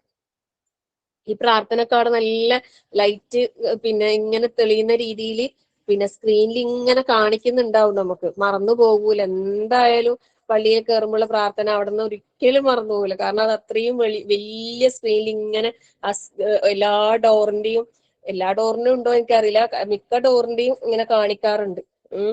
പിന്നെ ആ ഒരു പ്രാർത്ഥന അവിടെ ഉണ്ടാവും. എന്നാലും നമുക്കതൊന്നും മറക്കൂല അല്ലെ. നമ്മള് അള്ളാഹുവിന്റെ ഓർമ്മയിലായിക്കൊണ്ട്, അള്ളാഹുവിന്റെ തൃപ്തിയിലായിക്കൊണ്ട്, അള്ളാഹുവിന്റെ ഇഷ്ടം നേടാൻ വേണ്ടിയിട്ട്, അള്ളാഹുവിന്റെ പ്രീതി നേടാൻ വേണ്ടിയിട്ടല്ലേ നമ്മൾ പോകുന്നത്. അപ്പൊ എന്തായാലും ഈ പറഞ്ഞതൊക്കെ നമ്മളെ മനസ്സിൽ ഓർമ്മയിൽ ഉണ്ടാകും അല്ലെ. അതിൽ യാതൊരു സംശയം ഉണ്ടാകും. അല്ലാഹു തആല എല്ലാവർക്കും നല്ല ഓർമ്മയോടെ ഈ പ്രാർത്ഥന ഒക്കെ ചൊല്ലി തന്നെ എല്ലാ കർമ്മങ്ങളും ചെയ്യാൻ വേണ്ടിയിട്ട് അല്ലാഹു തൗഫീഖ് നൽകട്ടെ. ആമീൻ. അപ്പൊ അങ്ങനെ പിന്നെ നല്ല ഖുശൂഓടെ അല്ലെ, നല്ല വിനയത്തോടെ ഒരുപാട് കാലത്തെ ആഗ്രഹവും അല്ലെ പ്രാർത്ഥനയുമാണ് നമ്മൾ അവിടെ എത്തിച്ചിരിക്കുന്നത്. സുബ്ഹാനല്ലാഹ്. ആ ഹറമിലേക്ക് അല്ലെ പ്രവേശിക്കാൻ കഴിയുമ്പോ നമ്മൾ ഓർമ്മിക്കണം, അല്ലാഹു സുബ്ഹാനഹു വ തആലന്റെ അനുഗ്രഹം കൊണ്ടാണ് നമുക്ക് ഇവിടെ എത്താൻ കഴിഞ്ഞത്. അള്ളാഹുവിന്റെ അനുഗ്രഹം. ശരിക്കും പറഞ്ഞാല് എപ്പോഴെങ്കിലും ജീവിതത്തിൽ അപൂർവമായിട്ട് ഇതിനൊക്കെ തൗഫീഖ് കിട്ടുന്ന ആളുകൾക്ക് അതിന് ഭയങ്കര ഒരു വേറെ തന്നെ ഒരു ഭക്തി ഇതൊക്കെ ഉണ്ടാവും. എന്നാ ഇടയ്ക്കിടയ്ക്ക് ഉംറക്കും ഇതിനൊക്കെ പോകുന്ന ഒരുപാട് ആൾക്കാരുണ്ടാവും. അവർക്കൊന്നും ഇപ്പൊ ഞാൻ ഈ പറയുമ്പോ തന്നെ ഇതൊന്നും വലിയ കാര്യമൊന്നും ആയിരിക്കൂല. കാരണം അല്ലെ, സൗദിയിലും ജിദ്ദയിലും റിയാദിലും അവിടെ ഇവിടെ ഒക്കെ കഴിയുന്ന ആൾക്കാരും ഇടയ്ക്കിടയ്ക്ക് എല്ലാ വർഷത്തിൽ തന്നെ പിന്നെ 3-4 പ്രാവശ്യമൊക്കെ ഉംറക്കൊക്കെ പോകുന്ന ആൾക്കാരെ സംബന്ധിച്ചിടത്തോളം ഒരുപക്ഷെ ഇതൊന്നും വലിയ കാര്യമായിരിക്കൂല. പക്ഷെ ഇങ്ങനെ ജീവിതത്തിലല്ലേ അപൂർവമായി കിട്ടുന്ന ഇത്തരം അവസരങ്ങള് കിട്ടിയ ആളുകളെ സംബന്ധിച്ചിടത്തോളം വല്ലാത്തൊരു അനുഭൂതിയാണ് അല്ലെ. ആ ഒരു ഹറമിലേക്ക് ഇങ്ങനെ പ്രവേശിക്കാൻ, ആ പള്ളിയില് മസ്ജിദുൽ ഹറമിലേക്ക് എത്തി, ശരിക്കും പറഞ്ഞാൽ മക്ക എന്നുള്ള ആ പുണ്യ നാട്ടിലേക്ക് കാല് കുത്തുമ്പോ തന്നെ നമ്മളെ മനസ്സൊക്കെ ഒരു വേറെ തന്നെ ഒരു ലെവലായിരിക്കും. എന്ത് നമുക്കത് പറഞ്ഞറിയിക്കാൻ കഴിയില്ല. അത്രമാത്രം സന്തോഷമായിരിക്കും. കാരണം അത്രയും ആഗ്രഹിച്ചില്ലേ റസൂൽ സല്ലല്ലാഹു അലൈഹി വസല്ലമന്റെ ആ ജന്മനാട്ടിലേക്ക്, അള്ളാഹു തആലന്റെ പുണ്യമാക്കപ്പെട്ട ആ ഭൂമിയിലേക്ക് സ്പർശിക്കാൻ അള്ളാഹു നമുക്കൊരു തൗഫീഖ് നൽകിയില്ലേ. അൽഹംദുലില്ലാ അല്ലെ. അതെല്ലാം നമ്മളെ മനസ്സിൽ ഇങ്ങനെ ഉണ്ടാകണം. അത്രമാത്രം അള്ളാഹുവിനെ നമ്മളിങ്ങനെ ഓർത്തോർത്ത് ദിക്ർ ചെയ്ത് സ്തുതിച്ചത് ഒരുപാട് അള്ളാഹിനെ സ്തുതിച്ചുകൊണ്ടേയിരിക്കാം. അപ്പൊ അങ്ങനെ പിന്നെ നമ്മള് ഇങ്ങനെ പള്ളിയിൽ കയറി ഇങ്ങനെ പോകുമ്പോ നമ്മള് കഅബ കാണുന്നുണ്ടാവും അല്ലെ. സുബ്ഹാനല്ലാഹ്. ആദ്യമായിട്ട് ആ കഅബ കാണുമ്പോ ഒരു വേറെ തന്നെ ഒരു അനുഭൂതി ആയിരിക്കും അല്ലെ. വല്ലാത്തൊരു എന്താ പറയാ, അത് പറഞ്ഞറിയിക്കാൻ കഴിയാത്തൊരു വല്ലാത്തൊരു ആനന്ദ നിർവൃതിയാണ്. സുബ്ഹാനല്ലാഹ്. അതിന്റെ ദൂരത്തുനിന്ന് നമ്മളിങ്ങനെ ചെറുതായിട്ട് ഇങ്ങനെ കാണുന്നുണ്ടാവും. അത് നടന്ന് നടന്ന് നടന്ന് അതിന്റെ അടുത്തേക്ക് എത്തി അതിനകത്ത് തവാഫ് ചെയ്യുന്ന ആ ഒരു ഇതിലേക്ക് നമ്മളിങ്ങനെ എത്തുമ്പോ സുബ്ഹാനല്ലാഹ് അതിന്റെ അടുത്തേക്ക് ഇങ്ങനെ ഓടി അടുക്കാന്നുള്ള ഒരു ചിന്തയായിരിക്കും. അല്ലെ? ആദ്യമായിട്ട് ഒരു കാബ കാണുമ്പോ പിന്നെ ശരിക്കും പറഞ്ഞാല് ആദ്യമായിട്ട് കാബ കാണുമ്പോ അങ്ങനെ പ്രത്യേകമായിട്ട് പ്രാർത്ഥനയൊന്നുമില്ല. പക്ഷെ ആ സമയത്തുള്ള ദുആ സ്വീകരിക്കപ്പെടും എന്നൊക്കെ പറയപ്പെടുന്നു. അല്ലാഹു ആലം. കൃത്യമായിട്ട് അതിനെ കുറിച്ച് അറിയുന്നില്ല. എന്നാലും നമ്മൾ പ്രാർത്ഥിക്കുക. കാരണം കാബത്തിങ്കലുള്ള പ്രാർത്ഥനക്ക് സ്വീകാര്യത ഉണ്ട് എന്ന് ഉറപ്പാണ്.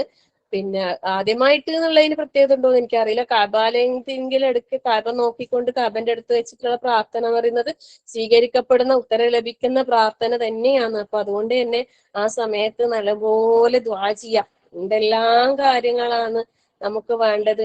അവിടെ ആ കാബയുടെ മുറ്റത്ത് എത്തുന്നവരെ നമ്മൾ എന്താക്കണം? തൽബിയത്ത് ചൊല്ലിക്കൊണ്ടേയിരിക്കണം. അങ്ങനെ നമുക്ക് അവിടെ എത്തിക്കഴിഞ്ഞാൽ എന്താക്കാം? ആ തൽബിയത്ത് നമുക്ക് സ്റ്റോപ്പ് ചെയ്യാം.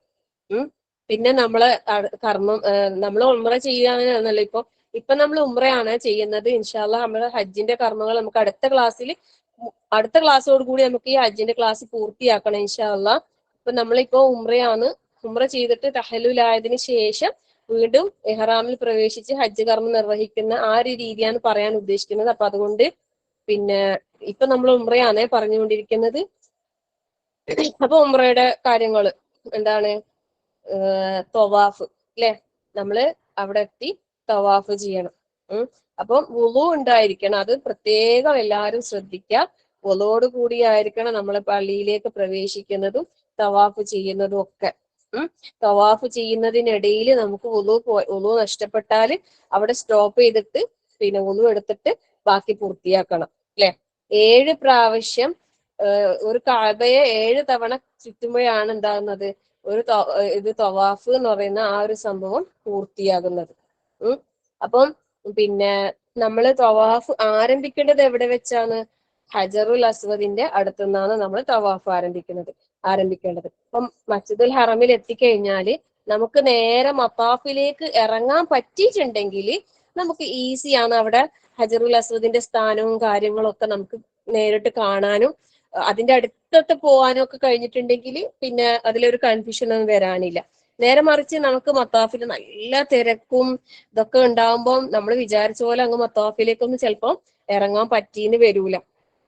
അപ്പം നമ്മള് മേലത്തെ പിന്നെ പള്ളിയുടെ ആ ഒരു ഭാഗത്തു നിന്നായിരിക്കും ഒരുപക്ഷെ നമുക്ക് തവാഫ് സ്റ്റാർട്ട് ചെയ്യേണ്ടി വരാം.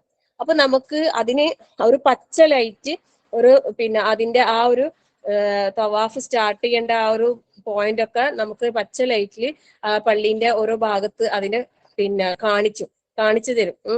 അത് നമ്മൾ നോക്കിയിട്ട് ചെയ്താൽ മതി. അവിടെ എത്തിക്കഴിഞ്ഞാൽ അതിനൊന്നും ഒരു പ്രയാസമൊന്നും ഉണ്ടാവൂല. ആ ഒരു തവാഫ് സ്റ്റാർട്ടിങ് ഏരിയ എന്നെല്ലാം പറഞ്ഞിട്ട് പിന്നെ ഇംഗ്ലീഷിലും അറബിയിലും ഒക്കെ അയച്ച് അവിടെ എഴുതിയിട്ടുണ്ടാവും. ഇനി പച്ച കളറിൽ നമുക്ക് അവിടെ കാണും ബിസ്മില്ലാഹി അല്ലാഹു അക്ബർ എന്ന് പറയണം. അതെല്ലാം അവിടെ ഇങ്ങനെ ഒരു ലൈറ്റിൽ ഇങ്ങനെ നമുക്ക് കാണിച്ചു തരാം. അത് നേരെ താഴെ മത്താഫിൽ കഅബന്റെ ആ താഴെ മത്താഫിലേക്ക് ഇറങ്ങാൻ പറ്റിയിട്ടില്ലെങ്കിലാന്ന് പറയുന്നത്.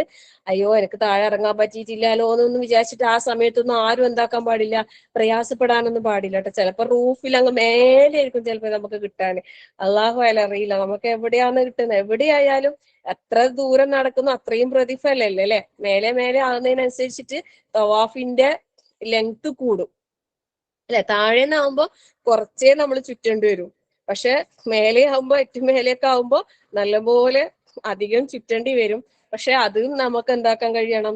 നേരത്തെ പറഞ്ഞ പോലെ എല്ലാം നമുക്ക് ആസ്വദിച്ച് ചെയ്യാം. അതിലൊന്നും ഒരു മടിയോ ഒരു മടുപ്പ് ശരിക്കും പറഞ്ഞാൽ അതൊന്നും ഉണ്ടാവില്ല അല്ലെ? അവിടെ എത്തിക്കഴിഞ്ഞാല് നമുക്ക് നടക്കുന്നതിനോ ഈ പറയുന്ന ഒന്നിലും അവിടെ ഒരു മനപ്രയാസം ഒരു ബുദ്ധിമുട്ട് അങ്ങനെ ഒന്നും നമുക്ക് ഫീൽ ചെയ്യൂല. അഥവാ പിന്നെ പ്രയാസം ഉണ്ടെങ്കിൽ തന്നെ കുറച്ച് സമയം റെസ്റ്റ് ചെയ്ത് എവിടെയെങ്കിലും ഇരുന്ന് കുറച്ച് സമയം വിശ്രമിച്ച് എന്നിട്ട് എണീച്ച് പിന്നെ നടന്നാൽ മതി. കാലുവേദന അങ്ങനെ പ്രയാസങ്ങൾ ആർക്കെങ്കിലും ഉണ്ടെങ്കിൽ അങ്ങനെ ഒന്നും ചെയ്യുന്നതിൽ എന്തില്ല, അവിടെ വിരോധമൊന്നും ഇല്ല. അപ്പൊ നമ്മള് അവിടെ എത്തിക്കഴിഞ്ഞാല് ഹജറുൽ അസ്വദിന്റെ ആ ഒരു സ്ഥാനത്ത് നിന്നാണ് എന്താക്കേണ്ടത്? തവാഫ് ആരംഭിക്കേണ്ടത്. തവാഫ് ആരംഭിക്കുന്നതിന് മുമ്പ് പുരുഷന്മാർ എന്താക്കണം? പുരുഷന്മാർക്ക് ചെറിയൊരു ചേഞ്ച് വരാനുണ്ട്. അതായത് നേരത്തെ ഒരു മുണ്ട് ഉടുത്ത് ഒരു മുണ്ട് പൊതിച്ചിട്ടാണല്ലോ ഉള്ളത്.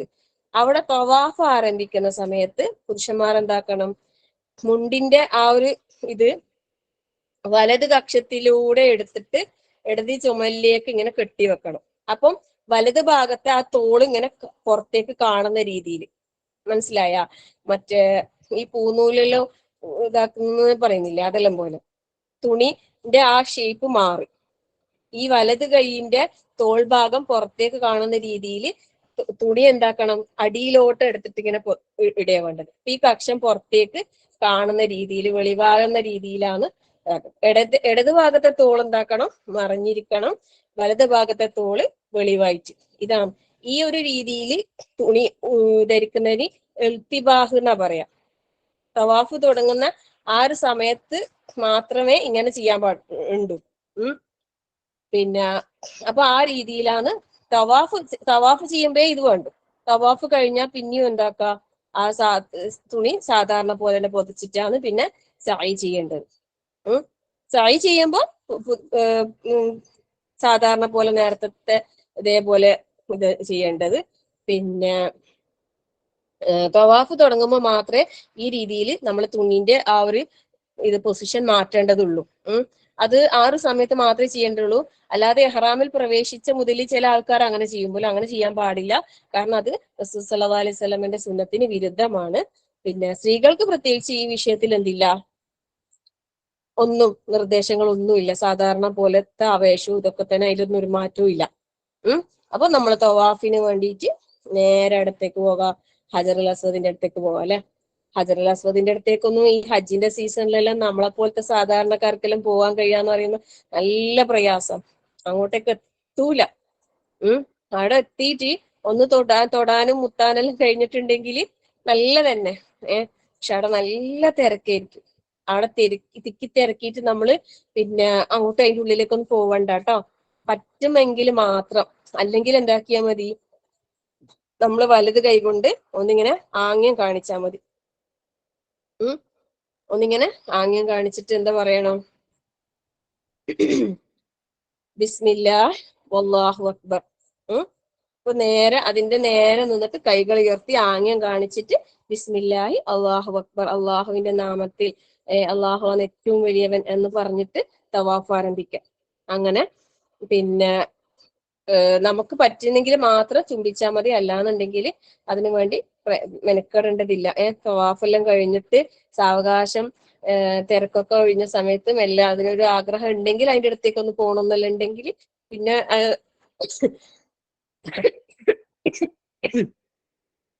പിന്നെ ചെയ്താൽ മതി കേട്ടാ. അപ്പൊ ആ സമയത്ത് നമ്മൾ ചെയ്യേണ്ടത് വലത് കൈ ഉയർത്തി അതിന്റെ നേർക്ക് ആംഗ്യം കാണിച്ചിട്ട് ബിസ്മില്ലാഹി അല്ലാഹു അക്ബർ എന്ന് പറഞ്ഞിട്ട് തവാഫ് ആരംഭിക്കാം. പിന്നെ ഇങ്ങനെ പ്രാർത്ഥിക്കുക. റസൂൽ സല്ലല്ലാഹു അലൈഹി വസല്ലം നമുക്ക് പഠിപ്പിച്ചു തന്ന പ്രാർത്ഥന അല്ലെ, അല്ലാഹുമ്മ ഈമാനൻ ബിക് വതസ്ദീഖൻ ബികിതാബിക് വവഫാഅൻ ബിഅഹദിക് വത്തിബാഅൻ ലിസുന്നതി നബിയിക മുഹമ്മദിൻ സല്ലല്ലാഹു അലൈഹി വസല്ലം. അല്ലാഹുവേ അല്ലെ, അല്ലാഹുവേ നിന്നിൽ വിശ്വസിച്ച് ഞങ്ങളിതാ വന്നതില്ലേ. അല്ലാഹുമ്മ ഈമാനൻ ബിക് വതസ്ദീഖൻ ബികിതാബിക്, നിന്റെ ഗ്രന്ഥത്തെ ജീവിതം കൊണ്ട് സത്യപ്പെടുത്തിക്കൊണ്ട്, വവഫാഅൻ ബിഅഹദിക, നിന്റെ കരാറുകൾ, നിന്നോടുള്ള കരാറുകൾ പൂർത്തീകരിച്ച് നിന്റെ റസൂലിന്റെ സല്ലല്ലാഹു അലൈഹി വസല്ലമയുടെ പാത അനുധാവനം ചെയ്തുകൊണ്ട് ഞാനിതാ എന്റെ കർമ്മം ആരംഭിക്കുന്നു. നല്ലൊരു പ്രാർത്ഥനയാണ് അല്ലെ. ഇതൊന്ന് പഠിച്ചു വെച്ചാൽ നല്ലതായിരിക്കും. സിമ്പിളാണ്, ചെറിയൊരു പ്രാർത്ഥനയാണ്. അല്ലാഹുമ്മ ഈമാനൻ ബിക വതസ്ദീഖൻ ബികിതാബിക വവഫാഅൻ ബിഅഹദിക വത്തിബാഅൻ ലിസുന്നതി നബിയിക മുഹമ്മദിൻ സല്ലല്ലാഹു അലൈഹി വസല്ലം. അപ്പം ആ ഒരു കാര്യം നമ്മൾ ശ്രദ്ധിക്കാം. ഞാൻ പറഞ്ഞത് ഒന്നുകൂടി ഓർമ്മിപ്പിക്കുന്നു. നമ്മള് തവാഫ് ചെയ്യുമ്പോൾ മതാഫിൽ നിന്നല്ലെങ്കിൽ നമ്മൾ പള്ളിയുടെ ഏതെങ്കിലും ഒരു ഭാഗത്തു നിന്നാണ് നമ്മൾ തവാഫ് ചെയ്യുന്നെങ്കിൽ നമ്മൾ കഅബയൊക്കെ കൃത്യമായി നമുക്ക് കാണാൻ സാധിക്കും. എവിടുന്ന് തവാഫ് ചെയ്യുന്നുണ്ടെങ്കിലും കഅബ നമുക്ക് കാണാൻ സാധിക്കും. പിന്നെ അപ്പോ അവിടെ ഞാൻ പറഞ്ഞിട്ടുണ്ടായില്ലേ, നല്ല ഒരു പച്ച കളറില് പിന്നെ ഒരു ലൈന് അടയാളപ്പെടുത്തിയിട്ടുണ്ടാകും. അവിടെ നോക്കിയിട്ട് നമ്മൾ എന്താക്കിയാൽ മതി, പിന്നെ ആ ഒരു ഇത് സ്റ്റാർട്ട് ചെയ്യാം. അപ്പൊ അവിടെ ആദ്യത്തെ 3 തവാഫില് പുരുഷന്മാരെന്താക്കണം, കുറച്ച് സ്പീഡിൽ നടക്കണം പറയുന്നത്, റമ്മല് എന്നാ പറയുന്നത്. ഇതും സ്ത്രീകൾക്ക് ബാധകമില്ല. ആദ്യത്തെ 3 തവാഫില് പുരുഷന്മാർ കാലുകൾ അടുപ്പിച്ച് വെച്ചിട്ട് കുറച്ച് സ്പീഡിൽ പിന്നെ പിന്നത്തെ 4 എന്താക്കാന് സാധാരണ പോലെ നടത്താം. ഇങ്ങനെയാണ് റസൂൽ സല്ലല്ലാഹു അലൈഹി വസല്ലമ ഹജ്ജിലും ഉംറയിലും നിർവഹിച്ചിട്ടുള്ളത്. തവാഫ് ചെയ്യുമ്പോ പിന്നെ ഈ രീതിയിൽ മാത്രമേ ചെയ്യേണ്ടതുള്ളൂ. പിന്നെ തവാഫ് ചെയ്യുമ്പോൾ നമ്മൾ ശ്രദ്ധിക്കേണ്ടതെന്ന് വെച്ചാൽ പ്രത്യേകിച്ച് പിന്നെ നമുക്കങ്ങനെ പ്രാർത്ഥന ഒന്നും പഠിപ്പിക്കപ്പെട്ടിട്ടില്ല. നമുക്കറിയുന്ന എല്ലാ പ്രാർത്ഥനയും ദിക്റും ഖുർആൻ പാരായണവും നമുക്ക് എന്തെല്ലാം ആവശ്യങ്ങളുള്ളതെല്ലാം അള്ളാഹിനോട് എന്താക്കാം, പ്രാർത്ഥിക്കാം. ദുനിയാവിയായതും ആഖിറത്തെയും എല്ലാ കാര്യങ്ങളും അള്ളാഹിനോട് പ്രാർത്ഥിക്കാം. നമ്മൾ കൂടുതൽ പാരത്രിക കാര്യങ്ങൾക്ക് മുൻഗണന നൽകിക്കൊണ്ട് തന്നെ പിന്നെ പ്രാർത്ഥിക്കാൻ വേണ്ടിയിട്ട് പ്രത്യേകം ശ്രദ്ധിക്കാം. പിന്നെ ചില ആൾക്കാരെല്ലാം കാണും, നമുക്ക് അവിടെ എത്തിക്കഴിഞ്ഞാൽ കാണാൻ കഴിയും, ഒരു അമീർ ഉണ്ടാവും ഉച്ചത്തിൽ പ്രാർത്ഥന ചൊല്ലിക്കൊടുക്കുന്ന, ബാക്കിൽ നിന്ന് കുറെ ആൾക്കാർ ഏറ്റി ചൊല്ലുന്നു. ശരിക്കും പറഞ്ഞാൽ അങ്ങനെയുള്ള രീതിയൊന്നും നമ്മളെ സുന്നത്തിനോട് യോജിച്ചതല്ല. അതൊന്നും നമ്മൾ കണ്ടാൽ കാണാത്ത പോലെ അങ്ങനെ നമ്മൾ ചെയ്താൽ മതി കേട്ടാ. കാരണം നമുക്ക് ഓരോരുത്തർക്കും ആവശ്യമുള്ള കാര്യങ്ങൾ നമ്മൾ അള്ളാഹിനോട് വിനയത്തോടെ ആത്മാർത്ഥതയോടെ അള്ളാഹിന്റെ മുമ്പിൽ നമ്മൾ സമർപ്പിക്കാൻ നമുക്കൊരു നല്ലൊരു സുവർണ അവസരമല്ലേ നമുക്ക് ലഭിച്ചിട്ടുള്ളത്, അല്ലെ? പിന്നെ എന്തിനാ നമ്മള് ബാക്കിയുള്ള ആൾക്കാരെയും കൂടെ അതിൽ ഇടപെടുത്തുന്നത്? അപ്പൊ പിന്നെ നമ്മളെ പ്രാർത്ഥന നമ്മളെ റബ്ബും, അല്ലെ, നമ്മളെ റബ്ബുമായിട്ടുള്ള ഒരു കണക്ഷൻ അവിടെ നല്ല സ്ട്രോങ് ആക്കിയിട്ട് നമ്മളെ കാര്യങ്ങളൊക്കെ പറയാം. പിന്നെ അതുപോലെ ഹജറുൽ അസ്വദിന്റെ അവിടുന്ന് സ്റ്റാർട്ട് ചെയ്തില്ലേ, കാബയുടെ വാതിൽ അതിന്റെ അടുത്താണ്. അതിന്റെ കാബനെ നമ്മളെ ഇടത് ഭാഗത്താണ് കാബ ഉണ്ടാകുക. ആ രീതിയിലാണ് നമ്മൾ തവാഫ് ചെയ്യല്ലേ. അവിടെ എത്തിക്കഴിഞ്ഞാൽ എന്തായാലും തവാഫ് ചെയ്യുമ്പോൾ ചുറ്റുന്നത് ഇങ്ങോട്ടേക്കൊന്നും ആരും മാറിപ്പോകൂല. കാരണം അത് ഓൾറെഡി ഇങ്ങനെ സംഭവിച്ചു കൊണ്ടിരിക്കുന്നതാണ്, അല്ലെ? പിന്നെ അതുപോലെ നമുക്ക് കാണാൻ സാധിക്കും, കാബയുടെ ഒരു കുറച്ച് അങ്ങോട്ട് കഴിഞ്ഞിട്ട് ഹജറുൽ അസ്വദിന്റെ അത് കഴിഞ്ഞിട്ട് അടുത്ത മൂലയിലേക്ക് എത്തുമ്പോ ഒരു അർദ്ധവൃത്താകൃതിയിൽ ഒരു കെട്ടിയുണ്ടാക്കിയ ഒരു ഭാഗം, അല്ലെ, ഹിജർ ഇസ്മായിൽ എന്നാണ് അതിനെ അറിയപ്പെടുന്നത്. അത് ശരിക്കും കാബയുടെ ഭാഗം തന്നെയാണ്, അല്ലെ, കാബയുടെ ഉള്ളിൽപ്പെട്ടതാണത്. പിന്നെ അവിടെ നിന്ന് നിസ്കരിച്ചു കഴിഞ്ഞാൽ കാബയുടെ ഉള്ളിൽ നിന്ന് നിസ്കരിച്ച അതേ പ്രതിഫലാന്ന് പറയുന്നുണ്ട്. അപ്പം അതിന്റെ പുറത്തേക്ക് കൂടിയാണ് എന്താക്കേണ്ടത്, തവാഫ് ചെയ്യേണ്ടത്. അതിന്റെ ഉള്ളിലൂടെ കയറി ഇറങ്ങിക്കഴിഞ്ഞാൽ തവാഫ് ആവില്ല. അത് നമ്മൾ ശ്രദ്ധിക്കണം. അതങ്ങനെ ആരും ചെയ്യൂലായിരിക്കും, അല്ലെ? ആ ഒരു ഹിജർ എന്നുള്ള ആ ഒരു ഭാഗം നമ്മൾ അതിന്റെ ചരിത്രമൊക്കെ മുമ്പ് പറഞ്ഞിട്ടുണ്ടായിരുന്നു, അല്ലെ? അതും കാബയുടെ ഭാഗത്തിൽ പെട്ടതാണ്. അതിന്റെ അപ്പുറത്തേക്ക് കൂടിയാണ് എന്താക്കേണ്ടത്, അതും കൂടി ഉൾപ്പെടുത്തിയിട്ട് ആണ് എന്താക്കേണ്ടത്, തവാഫ് ചെയ്യേണ്ടത്, അല്ലെ? അങ്ങനെ 3ാമത്തെ മൂലയും കഴിഞ്ഞിട്ട് 4ാമത്തെ മൂലയിലെത്തുമ്പോ, അതായത് ഹജറുൽ അസ്വദ് എത്തുന്നതിന് തൊട്ട് മുമ്പുള്ള മൂല, ആ മൂലക്ക് ഒരു പേരുണ്ട്, റുക്നുൽ യമാനി എന്നാ പറയാം. അവിടെ നമുക്ക് വലത് കൈ കൊണ്ട് അത് തൊടാം. മുത്താനും ഇതൊന്നും പാടില്ല, ജസ്റ്റ് തൊടാം. പറ്റുമെങ്കിൽ മാത്രം ചെയ്താൽ മതി. പിന്നെ തൊടാനൊക്കെ എന്തായാലും എല്ലാവർക്കും ഒരു ആഗ്രഹമൊക്കെ ഉണ്ടാവും, അല്ലെ? തൊടാന്നല്ലാണ്ട് കട്ടിപ്പിടിക്കാനും മുത്തലൊന്നും അവിടെ വേണ്ട കേട്ടോ. കാബനെ ഒന്നും ഇങ്ങനെ തൊട്ടോ, അതെന്തായാലും എല്ലാവർക്കും ഒരു ആശ ഉണ്ടാവുമല്ലോ, അല്ലെ? പിന്നെ അങ്ങനെ അത് കഴിഞ്ഞിട്ട് പിന്നെ നമുക്ക് ഉള്ള ഒരു പ്രാർത്ഥന ഇതാണ്. അതായത് റുക്കുനുൽ യമാനി മുതൽ ഹജറുൽ അസ്വദ് എത്തുന്നവരെയുള്ള ആ സമയത്ത് നമുക്ക് റബ്ബന ആതിന ഫിദ്ദുനിയ ഹസന വഫിൽ ആഖിറതി ഹസനത വഖിനാ അദാബന്നാർ, ഇതാണ് നബി സല്ലല്ലാഹു അലൈഹി വസല്ലമ പഠിപ്പിച്ച പ്രാർത്ഥന. ആ സമയത്ത് ആ പ്രാർത്ഥന മാത്രമേ പറയണ്ടൂ, വേറൊന്നും പറയണ്ട.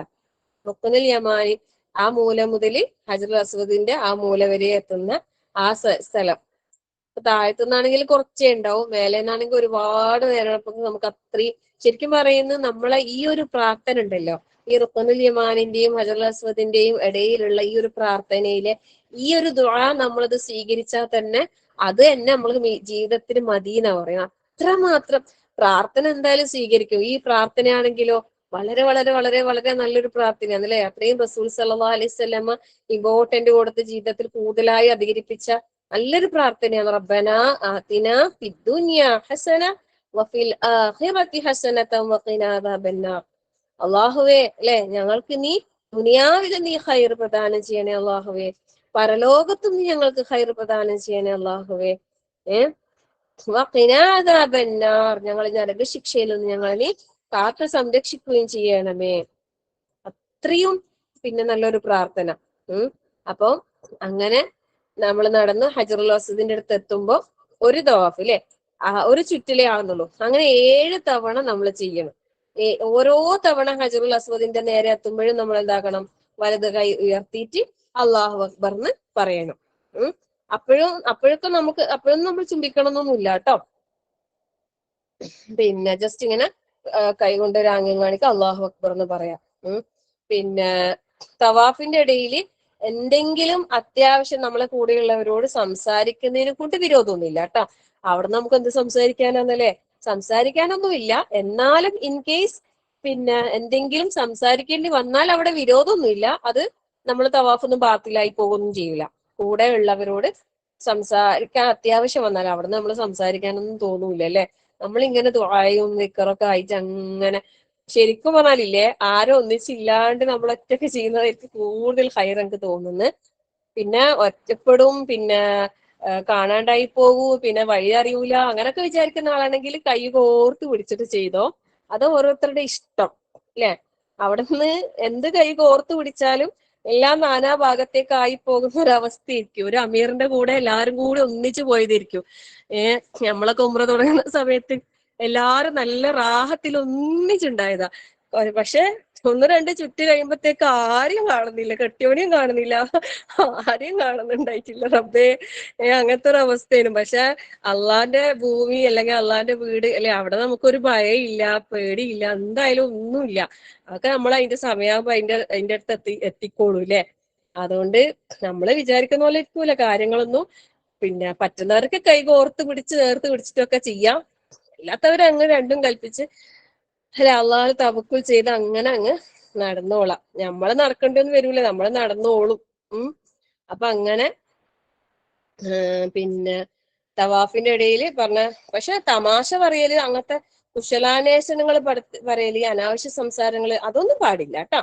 അങ്ങനെയുള്ളതെല്ലാം ഒഴിവാക്കിയിട്ട് നമ്മള് ആരാധനയാണ്, ഇത് അള്ളാഹുവിനേക്കുള്ള ഒരു ഇബാദത്താണ് എന്നുള്ള ആ ഒരു പിന്നെ പ്രാധാന്യത്തോടു കൂടി തന്നെ ആ ഒരു കർമ്മം നിർവഹിക്കുക. അതിനിടയിൽ നിസ്കാരത്തിന്റെ ബാങ്ക് കൊടുത്തതിനാൽ അവിടെ തന്നെ നമുക്ക് എന്താക്കാം, നിസ്കരിക്കാം. പിന്നെ അതിനുശേഷം വീണ്ടും അത് തുടരാം. പിന്നെ നമുക്ക് ദാഹം തോന്നുന്നുണ്ടെങ്കിൽ വെള്ളം കുടിക്കാം, ക്ഷീണം തോന്നുന്നുണ്ടെങ്കിൽ നമുക്ക് ജസ്റ്റ് റെസ്റ്റ് ചെയ്യാതിരിക്കാം, ഒന്നും പ്രശ്നമില്ല കേട്ടോ. അപ്പോഴൊക്കെ നമ്മൾ എണ്ണം നമ്മളെ മനസ്സിൽ കൃത്യമായിട്ട് ഉണ്ടാകണം. എത്ര എണ്ണമായി, എത്രാമത്തേതായി, ഏത് പകുതിക്കാണ് നമ്മൾ ഉള്ളത്, അതൊക്കെ എണ്ണം ഓർത്ത് വെച്ചിട്ട് ബാക്കി എന്താക്കിയാൽ മതി, കംപ്ലീറ്റ് ചെയ്താൽ മതി. അപ്പൊ അങ്ങനെ തവാഫ് പൂർത്തിയായി അല്ലെ, അൽഹംദുലില്ലാ. പിന്നെ ഇപ്പൊ നമുക്ക് സംശയം ഉണ്ടായെന്ന് വിചാരിച്ചോ എണ്ണത്തിന്റെ കാര്യത്തിൽ. അപ്പൊ നമ്മൾ നിസ്കാരത്തിലൊക്കെ നമുക്ക് എണ്ണത്തിന്റെ വിഷയത്തിൽ സംശയം ഉണ്ടായാൽ നമ്മൾ എന്താ ചെയ്യാ, ഉറപ്പിക്കുക എന്നുള്ളതാണ്. അപ്പം നമ്മൾ സംശയം നമുക്ക് 3-ഓ 4-ഓ, അപ്പൊ നമ്മൾ ഏതെടുക്കണം, 3 എടുക്കണം. 3-ഓ 4-ഓ സംശയം വന്നാൽ 3 എടുക്കണം, എന്നിട്ട് ബാക്കി ചെയ്യണം. 4-ഓ 5-ഓ സംശയിച്ചാല് 4 എടുക്കണം. 4 എന്നുള്ളത് ഉറപ്പാണല്ലോ, 5 എന്നുള്ളതാണല്ലോ സംശയം. അപ്പൊ സംശയത്തെ മാറ്റി നിർത്തിയിട്ട് ഉറപ്പിനെ നമ്മൾ എടുക്കുക, ഉറപ്പിക്കുക എന്നുള്ളതാണ്. എല്ലാ കാര്യത്തിലും അങ്ങനെ തന്നെയാണ് കേട്ടോ. പിന്നെ അപ്പൊ ആ ഒരു കറക്റ്റ് എണ്ണം നമ്മൾ ഇതാക്കുക. പിന്നെ അത് ഇപ്പൊ ഈ ഒരാള് 3 തവാഫ് 3 ചെയ്യുന്നതിന്റെ ഇടയിൽ അയാൾക്ക് ഒന്ന് മുറിഞ്ഞു, അപ്പൊ എന്ത് ചെയ്യണം, വേഗം പോയി ഒന്നുകൊടുത്ത് വന്നിട്ട് ബാക്കി എണ്ണം ചെയ്താൽ മതി. ആദ്യം പുതിയ 1 മുതലേ ഒന്നും എന്താക്കണ്ട, തുടങ്ങേണ്ട ആവശ്യമില്ല കേട്ടോ. അതിന്റെ ബാക്കി ചെയ്താൽ മതി. പിന്നെ നമുക്ക് ഇങ്ങനെ ഈ ഹജ്ജിന് ഉംറക്കൊക്കെ പോയി കഴിഞ്ഞാൽ ഉണ്ടാകുന്ന ഒരു സംശയമാണ്, ഒളു മുറിഞ്ഞിനോ, ഒളു പോയോ അങ്ങനെ ചില ആൾക്കാർക്ക് ഒരു വെറുതെ ഒരു വിശ്വാസം ഉണ്ടാവും അല്ലെ. അങ്ങനെ വെറുതെ നമ്മളെ വിശ്വാസം ഒന്നും ഉണ്ടാക്കണ്ട. ഒളു എടുത്തിന് എന്നുള്ളത് ഉറപ്പുള്ള ആൾക്കാർ അതിൽ തന്നെ ഉറച്ചു നിൽക്കുക. വെറുതെ പോയിനോ വെറുതെ സംശയത്തിന് തോന്നിയിട്ടൊന്നും പോയിട്ട് ഒളു എടുക്കൊന്നും വേണ്ട കേട്ടോ. ഞാൻ വലിയൊരു കർമ്മയിലേ ചെയ്യുന്നു, പോയിനോളി ഉറപ്പില്ല, അറിഞ്ഞിട്ടില്ല, അങ്ങനൊന്നും വിചാരിച്ചിട്ട് നമ്മളെ വിശ്വാസം ഉണ്ടാക്കിയിട്ട് പിന്നെയും പോയി ഒളു എടുക്കൊന്നും വേണ്ട. ഇൻ കേസ് നമ്മൾ ബാത്റൂമിൽ പോയി വിചാരിച്ചോ, മൂത്രമൊഴിക്കാൻ വേണ്ടിയിട്ട് ടോയ്ലറ്റിൽ പോയിട്ടുണ്ടെങ്കിൽ തിരിച്ചു വന്നിട്ട് നമുക്ക് തോന്നുന്നു ഒളു എടുത്തിനോ ഇല്ലയോ എന്ന്, അപ്പൊ നമ്മൾ എന്താക്കണം, ഒളു എടുക്കണം. കാരണം അവിടെ നമ്മൾ ബാത്റൂമിൽ പോയി നമ്മൾ ഒളു മുറിഞ്ഞെന്നുള്ള കാര്യം അവിടെ ഉറപ്പാണല്ലോ. അപ്പം അവിടെ നമ്മൾ എന്താക്കണം, അങ്ങനെ സംശയം വന്നാൽ ഒളു എടുക്കണം. അല്ലാതെ നമ്മൾ ഒളു എടുത്തിട്ട് വന്നിട്ട് ഇങ്ങനെ ചെയ്യുന്നതിന്റെ ഇടയിൽ പിന്നെ ഒളു മുറിഞ്ഞോ ഒരു സംശയം പോലെ തോന്നിയിട്ട് അങ്ങനെ ഇതാക്കുമ്പോ ഒന്നും എന്താക്കേണ്ടതില്ല, ഒളു എടുക്കേണ്ട ആവശ്യമൊന്നുമില്ല കേട്ടോ. അങ്ങനെ നമ്മൾ കുറെ ഇസ്കാല് വസ്വാസല അവിടെ എത്തിക്കഴിഞ്ഞാൽ മാറിക്കോളും. കാരണം ഒളു എടുക്കാൻ അവിടെ എത്തണോ, ബാത്റൂമിൽ പോണെങ്കിൽ അവിടെ പോകണോ, അപ്പൊ അതെല്ലാം കുറെ മാറിക്കോളും. അപ്പൊ തവാഫ് നമ്മള് പൂർത്തിയായി കഴിഞ്ഞാല് നമ്മൾ എന്താക്കാം, അതിന്റെ മക്കാമ് ഇബ്രാഹിം എന്ന് പറയുന്ന ഒരു സ്ഥാനമുണ്ട് അല്ലെ, അവിടെ എത്തിക്കാൻ നമുക്കത് കാണാൻ സാധിക്കും. അതിന്റെ പിറകിൽ നിന്നുകൊണ്ട് നമ്മൾ എന്താക്കണം, 2 റക്അത്ത് നിസ്കരിക്കണം. കാബക്ക് നേരെ തിരിഞ്ഞിട്ട്, അത് നേരെ പിറകിൽ തന്നെ ചിലപ്പോൾ നിസ്കരിക്കാൻ കഴിഞ്ഞോളന്നില്ല, നല്ല തിരക്കിയിരിക്കും അവിടെ. അപ്പൊ മക്കാമ് ഇബ്രാഹിമിന്റെ പിറകിലായിട്ട് കൊണ്ട് അങ്ങോട്ട് പള്ളിയിൽ ചെന്നിട്ട് അങ്ങ് ബാക്കിൽ അങ്ങോട്ട് എവിടെ വേണമെങ്കിലും എന്താക്കാം, അത് ബാക്കിലാവുന്ന രീതിയിൽ അങ്ങ് ബാക്കോട്ട് എങ്ങോട്ട് വേണമെങ്കിലും പോയി നിന്നിട്ട് 2 റക്അത്ത് നിസ്കരിക്കാം. പിന്നെ കാബക്ക് നേരെ തിരിഞ്ഞിട്ടാണ് നിസ്കരിക്കേണ്ടത്. ആദ്യത്തെ റക്അത്തിൽ ഫാത്തിഹയ്ക്ക് ശേഷം സൂറത്തുൽ കാഫിറൂനും, രണ്ടാമത്തെ റക്അത്തിൽ സൂറത്തുൽ ഇഖ്ലാസുമാണ് അവിടെ പാരായണം ചെയ്യേണ്ടത് അല്ലെ. പിന്നെ ഇബ്രാഹിം നബിയും ഇസ്മായിൽ അലൈഹി സ്വലാമും കൂടി കാബ നിർമ്മിക്കുന്ന സമയത്ത് പിന്നെ അവര് കാബ നിർമ്മാണത്തിന് വേണ്ടിയിട്ട് ഇങ്ങനെ പടങ്ങൾ ഉയരത്തിലെത്തിയപ്പോ ഒരു പാറയിൽ കയറി നിന്നിട്ടാണ് കാബ നിർമ്മാണം പൂർത്തിയാക്കിയത്. ആ കല്ലാണ് എന്ത്, മക്കാമ ഇബ്രാഹിം. അത് കാബയുടെ വാതിൽ നിന്ന് കുറച്ച് പിന്നെ ദൂരെയായിട്ട് നമുക്ക് കാണാൻ കഴിയുന്ന രീതിയിൽ ഒരു കണ്ണാടിക്കൂട്ടിന്റെ ഉള്ളിലാണ് ഇപ്പൊ ഉള്ളത്. അത് ചില ആൾക്കാരില്ലേ, ഈ ജാറത്തിലും മക്കബറയിലും പോയി ശീലമുള്ള ആൾക്കാരുണ്ടാവല്ലോ, അവർക്ക് ഇത് കാണുമ്പോ വലിയ എന്തോ വിചാരിച്ചിട്ട് അതിന് ചുറ്റും ആൾക്കാർ കൂടുതലും തൊടലും മുത്തലും ഒന്നും പറയേണ്ടി വരില്ല. ഇങ്ങനത്തെ പലതും നമ്മൾ അവിടെ എത്തിയിട്ട് കാണാൻ സാധിക്കും.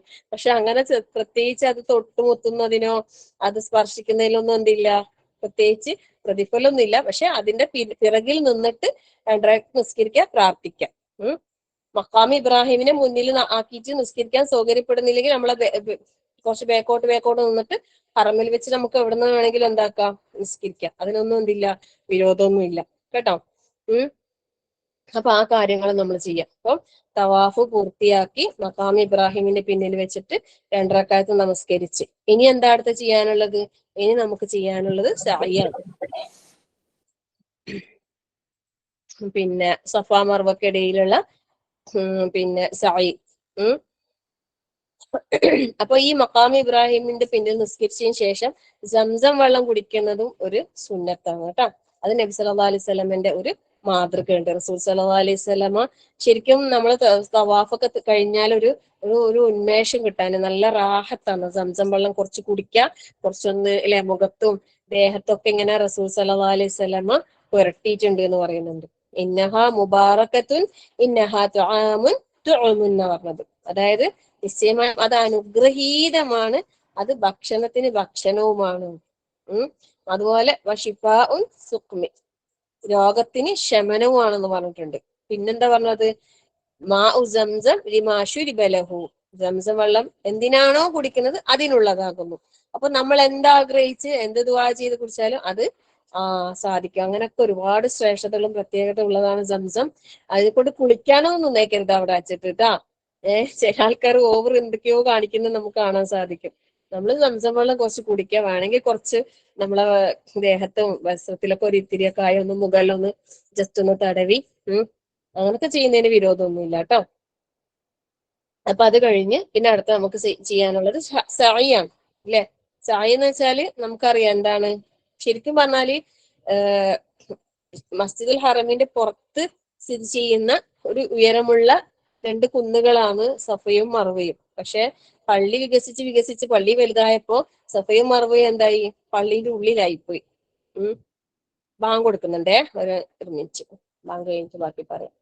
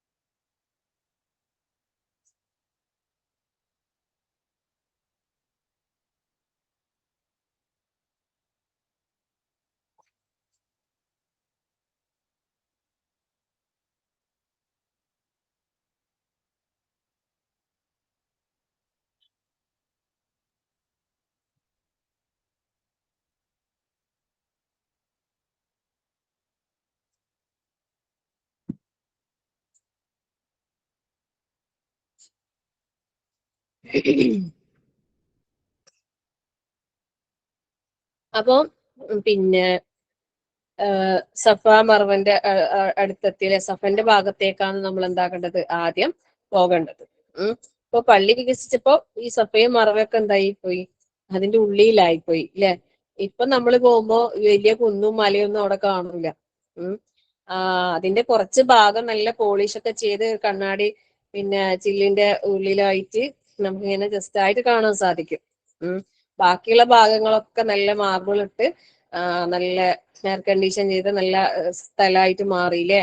അതിന്റെ ഇടയിലൂടെയുള്ള നടത്തമാണല്ലേ, സഫയുടെയും മറവയുടെയും ഇടയിലേക്കുള്ള പിന്നെ ഇടയിലൂടെയുള്ള നടത്തം. അതാണ് എന്ത്, ചായയിലെ അധികം സാവകാശം അല്ല, അധികം സ്പീഡിലും അല്ലാതെ ഒരു മീഡിയം സ്പീഡിൽ, കുറച്ച് സ്പീഡിൽ നടക്കുന്ന നടത്തത്തിനാണ് എന്ത് പറയാ, സായി എന്ന് പറയാ അല്ലെ. നടക്കാൻ പ്രയാസമുള്ളവർക്ക്, വീൽ ചെയറും അല്ലാത്തവർക്ക് ഒരു ചെറിയൊരു മറ്റേ എന്താ പറയാ, കുട്ടികളെല്ലാം ഓടിക്കുന്ന ഒരു കാർ ഉണ്ടാവുന്നില്ലേ, അതെല്ലാം പോലത്തെ ഡാഷിംഗ് കാർ പോലത്തെ കാറും ഒക്കെ സൗകര്യങ്ങൾ അവിടെ ഉണ്ട് കേട്ടാ. എല്ലാവിധ സൗകര്യങ്ങളും ഇപ്പൊ അവിടെ എല്ലാം ഏർപ്പെടുത്തിയിട്ടുണ്ട്. അപ്പൊ നമ്മൾ സ്റ്റാർട്ട് ചെയ്യേണ്ടത് സഫയിൽ നിന്ന് അല്ലെ. സഫ മലയുടെ അടുത്തെത്തുമ്പോ നമ്മൾ എന്താ പാരായണം ചെയ്യണം, സൂറത്തുൽ ബഖറയിലെ 158-ാമത്തെ ആയത്തിലെ ഇന്ന الصفا والمروة من شعائر الله فمن حج البيت أو اعتمر فلا جناح عليه أن يطوف بهما فمن تطوع خيرا فإن الله شاكر عليم. ഇതെല്ലാരും പഠിച്ചു വെക്കുന്നത് നല്ലതായിരിക്കും. എല്ലാവർക്കും പിന്നെ അതിന് പോകുന്ന ആൾക്കാരൊക്കെ ഈ ഒരു ആയത്ത് കാണാതെ പഠിച്ചാൽ നല്ലതാണ്. കാരണം സഫാ മലയുടെ അടുത്തെത്തുമ്പോൾ ഈ ഒരു ആയത്ത് പാരായണം ചെയ്യുക അല്ലെ. തീർച്ചയായും അള്ളാഹു തആല നിശ്ചയിച്ച ആ മതചിഹ്നങ്ങൾ അല്ലെ. റസൂൽ സല്ലല്ലാഹു അലൈഹി വസല്ലമ ഇവിടെ ഹജ്ജ് വിശദീകരിക്കുന്ന സമയത്ത് പിന്നെ ജാബിർ റളിയല്ലാഹു അൻഹു പറയുന്നുണ്ട്, നബി സല്ലല്ലാഹു അലൈഹി വസല്ലമ സഫാ മർവയുടെ അടുത്തെത്തിയപ്പോ, പിന്നെ സഫാ മലന്റെ അടുത്തെത്തിയപ്പോ ഈ ഒരു ആയത്ത് പിന്നെ പാരായണം ചെയ്തിട്ടുണ്ടായിരുന്നു. അതുകൊണ്ട് റസൂൽ സല്ലല്ലാഹു അലൈഹി വസല്ലം ഇങ്ങനെ പറഞ്ഞിട്ടുണ്ടായിരുന്നു, ഞാൻ അള്ളാഹു ആരംഭിച്ചത് കൊണ്ട് ഞാനും ആരംഭിക്കുന്നു. അബ്ദഉ ബിമാ ബദ അല്ലാഹു ബിഹി, അള്ളാഹു എന്തിനെ കൊണ്ടാണോ ആരംഭിച്ചത് അതുകൊണ്ട് ഞാനും ആരംഭിക്കുന്നു. എന്നിട്ട് നബി സല്ലല്ലാഹു അലൈഹി വസല്ലം സഫാ മലയിൽ കയറിയിട്ട് കാബക്ക് നേരെ തിരിഞ്ഞിട്ട് ഇങ്ങനെ പറയും, ലാ ഇലാഹ ഇല്ലല്ലാഹു അല്ലാഹു അക്ബർ, ലാ ഇലാഹ ഇല്ലല്ലാഹു അല്ലാഹു അക്ബർ. എന്നിട്ട് പിന്നെന്ത് പ്രാർത്ഥിക്കും, ലാ ഇലാഹ ഇല്ലല്ലാഹ് വഹ്ദഹു ലാ ശരീക ലഹു ലഹുൽ മുൽക്കു വലഹുൽ ഹംദു വഹുവ അലാ കുല്ലി ഷൈഇൻ ഖദീർ ലാ ഇലാഹ ഇല്ലല്ലാഹ് വഹ്ദഹു അൻജസ വഅദഹു വനസറ അബ്ദഹു വഹസമൽ അഹ്സാബ വഹ്ദഹു. ഇതാണ് ഒരു എക്സ്ട്രാ ആയിട്ട് ഒരു പ്രാർത്ഥനയായിട്ട് വരുന്നത്. നേരത്തെ നമ്മള് ഈ പിന്നെ മറ്റേ തവാഫ് സ്റ്റാർട്ട് ചെയ്യുമ്പോൾ ഒരു ദുആ പറഞ്ഞിട്ടുണ്ടായിരുന്നു. ഇപ്പൊ പിന്നെ സഅയ് സ്റ്റാർട്ട് ചെയ്യുമ്പോൾ നമുക്ക് അറിയുന്നത് തന്നെയാണ്, അതിന്റെ കൂടെ ചെറിയ കുറച്ച് വാക്കുകൾ കൂടുതൽ എക്സ്ട്രാ വരുന്നത്, അതേ ഉള്ളൂ. പിന്നെ ആയത്തും ഇതൊക്കെ പഠിച്ചു വെച്ചാൽ നല്ലതായിരിക്കും ഇൻഷാ അല്ലാഹ്. ലാ ഇലാഹ ഇല്ലല്ലാഹ് വഹ്ദഹു ലാ ശരീക ലഹു ലഹുൽ മുൽക്കു വലഹുൽ ഹംദു വഹുവ അലാ കുല്ലി ഷൈഇൻ ഖദീർ ലാ ഇലാഹ ഇല്ലല്ലാഹു വഹ്ദഹു അൻജസ വഅദഹു വനസറ അബ്ദഹു വഹസമൽ അഹ്സാബ വഹ്ദഹു. പിന്നെ അള്ളാഹുവിന്റെ ഏകത്വത്തെ പറയുന്ന, ശരിക്കും ഇതൊക്കെ പറയുമ്പോ നല്ല എന്താ പറയാ, അള്ളാഹു അല്ലാതെ ആരാധനയില്ല എന്നുള്ളത് തന്നെയാണ്. അവൻ എല്ലാത്തിനും കഴിവുള്ളവനാണ്, അവന് യാതൊരു പങ്കുകാരനും ഇല്ല അല്ലെ. അവനാണ് എല്ലാ ആധിപത്യവും സ്തുതിയും എല്ലാം അവനുള്ളതാണ്. എന്നിട്ട് വീണ്ടും പിന്നെ പറയുന്ന എന്താന്ന് വെച്ചാല്, പിന്നെ അവൻ തന്റെ വാഗ്ദാനം പാലിച്ചു, തന്റെ അടിമയെ സഹായിച്ചു, ശത്രുസേനകൾ അവൻ ഒറ്റക്ക് പരാജയപ്പെടുത്തി. ഇപ്രകാരം നബി സല്ലല്ലാഹു അലൈഹി വസല്ലമ 3 തവണ പറഞ്ഞു എന്ന് പറയുന്നു. ഓരോ പ്രാവശ്യത്തിന്റെ ഇടയിൽ എന്താക്കും, റസൂലുള്ള പ്രാർത്ഥിക്കും. അപ്പൊ നമ്മളും എന്താക്കണം, ഈ സഫയിലും മറവയിലും ധാരാളം സമയം നമുക്ക് പ്രാർത്ഥിക്കാം കേട്ടോ. അവിടെ നമ്മൾ പിശുക്ക് കാണിക്കേണ്ട, ദുആ ചെയ്യുന്നതിന് കഅബക്ക് നേരെ ആദ്യം സഫാ മലയിൽ എത്തിക്കഴിഞ്ഞാൽ ഈ ദുആ പ്രാർത്ഥിക്കാം. ഫസ്റ്റ് പ്രാർത്ഥിച്ചിട്ട് കുറച്ചു നേരം ദുആ ചെയ്യാം, നമ്മൾ ആവശ്യങ്ങളൊക്കെ പറയാം, എന്നിട്ട് വീണ്ടും പ്രാർത്ഥിക്കാം, എന്നിട്ട് ഈ ദുആ ഈ ദിക്ർ ചെയ്യാം, എന്നിട്ട് പ്രാർത്ഥിക്കാം, പിന്നെയും ചെയ്യാം, എന്നിട്ട് പ്രാർത്ഥിക്കാം. അതിന് ശേഷമാണ് എന്താക്കുന്നത്, ആ സഫ മലയിൽ നിന്ന് ഇറങ്ങിയിട്ട് മറവയിലേക്ക് നടക്കുന്നത്. അപ്പം പ്രാർത്ഥനയ്ക്ക് നല്ല അവസരമാണ്, സ്വീകാര്യതയാണ്. കഅബയിലേക്ക് തിരിഞ്ഞിട്ടാണ് നിന്നിട്ടാണ് പ്രാർത്ഥിക്കേണ്ടത്. കഅബ കാണും ചെറുതായിട്ട് അവിടുന്ന്. കഅബയിലേക്ക് തിരിഞ്ഞിട്ടാണ് നമ്മൾ എന്താക്കേണ്ടത്, നിന്നിട്ട് ആ സഫാ മലയിൽ നിന്ന് പ്രാർത്ഥിക്കുന്നത്. ധാരാളം കരഞ്ഞ് അള്ളഹാനോട് നമ്മളെ ആവശ്യങ്ങളൊക്കെ പറയാ. എല്ലാ ദുനിയാവിന്റെ ആഖിറത്തിന്റെ എല്ലാ കാര്യങ്ങളും പ്രാർത്ഥിക്കാം. ഈ സഫാ മർവക്കിടയിലുള്ള ഈ സഈ ചെയ്യുമ്പോൾ നമ്മൾ ഒരാളെ ഓർക്കാനുണ്ട് ഇല്ലേ? ഒരു സംഭവം നമ്മളെ മനസ്സിലേക്ക് ഓർമ്മ വരണം. എന്താണ് സഈ, എന്തിനെയാണ് നമ്മൾ അവിടെ ഓർമ്മിപ്പിക്കുന്നത്, ആരുടെ ത്യാഗത്തെയാണ് എന്ന് നമ്മളെ മനസ്സിലേക്ക് ഓർമ്മ വരണം. അല്ലാതെ അല്ലെ, എന്താണ് നമ്മള് ശരിക്കും പറഞ്ഞാൽ ഹജ്ജ് എന്ന് പറയുമ്പോ തന്നെ നമുക്ക് ഇബ്രാഹിം നബി അലൈഹി സ്വലാമിന് എല്ലാ നിലക്കും ആ ഒരു ഇത് നമുക്ക് ഓർമ്മയിലേക്ക് വരണം. അപ്പം ഹാജറ ബീവി അലൈഹി സ്വലാമിന്റെ ആ ഒരു ത്യാഗവും സമർപ്പണവും അള്ളാഹുവിലുള്ള ആ ഒരു ഉറച്ച വിശ്വാസവും ഒക്കെ നമ്മളെ മനസ്സിലേക്ക് അവിടെ കടന്നു വരണം. അവര് അങ്ങോട്ടും ഇങ്ങോട്ടും അവിടുന്ന് ഓടിയതൊക്കെ എന്തിനു വേണ്ടിയാ? അതല്ലേ നമ്മളെ ഒന്ന് ഓർമ്മപ്പെടുത്തുന്നത് അല്ലേ? അള്ളാഹുവിലേക്കുള്ള പരിശ്രമം.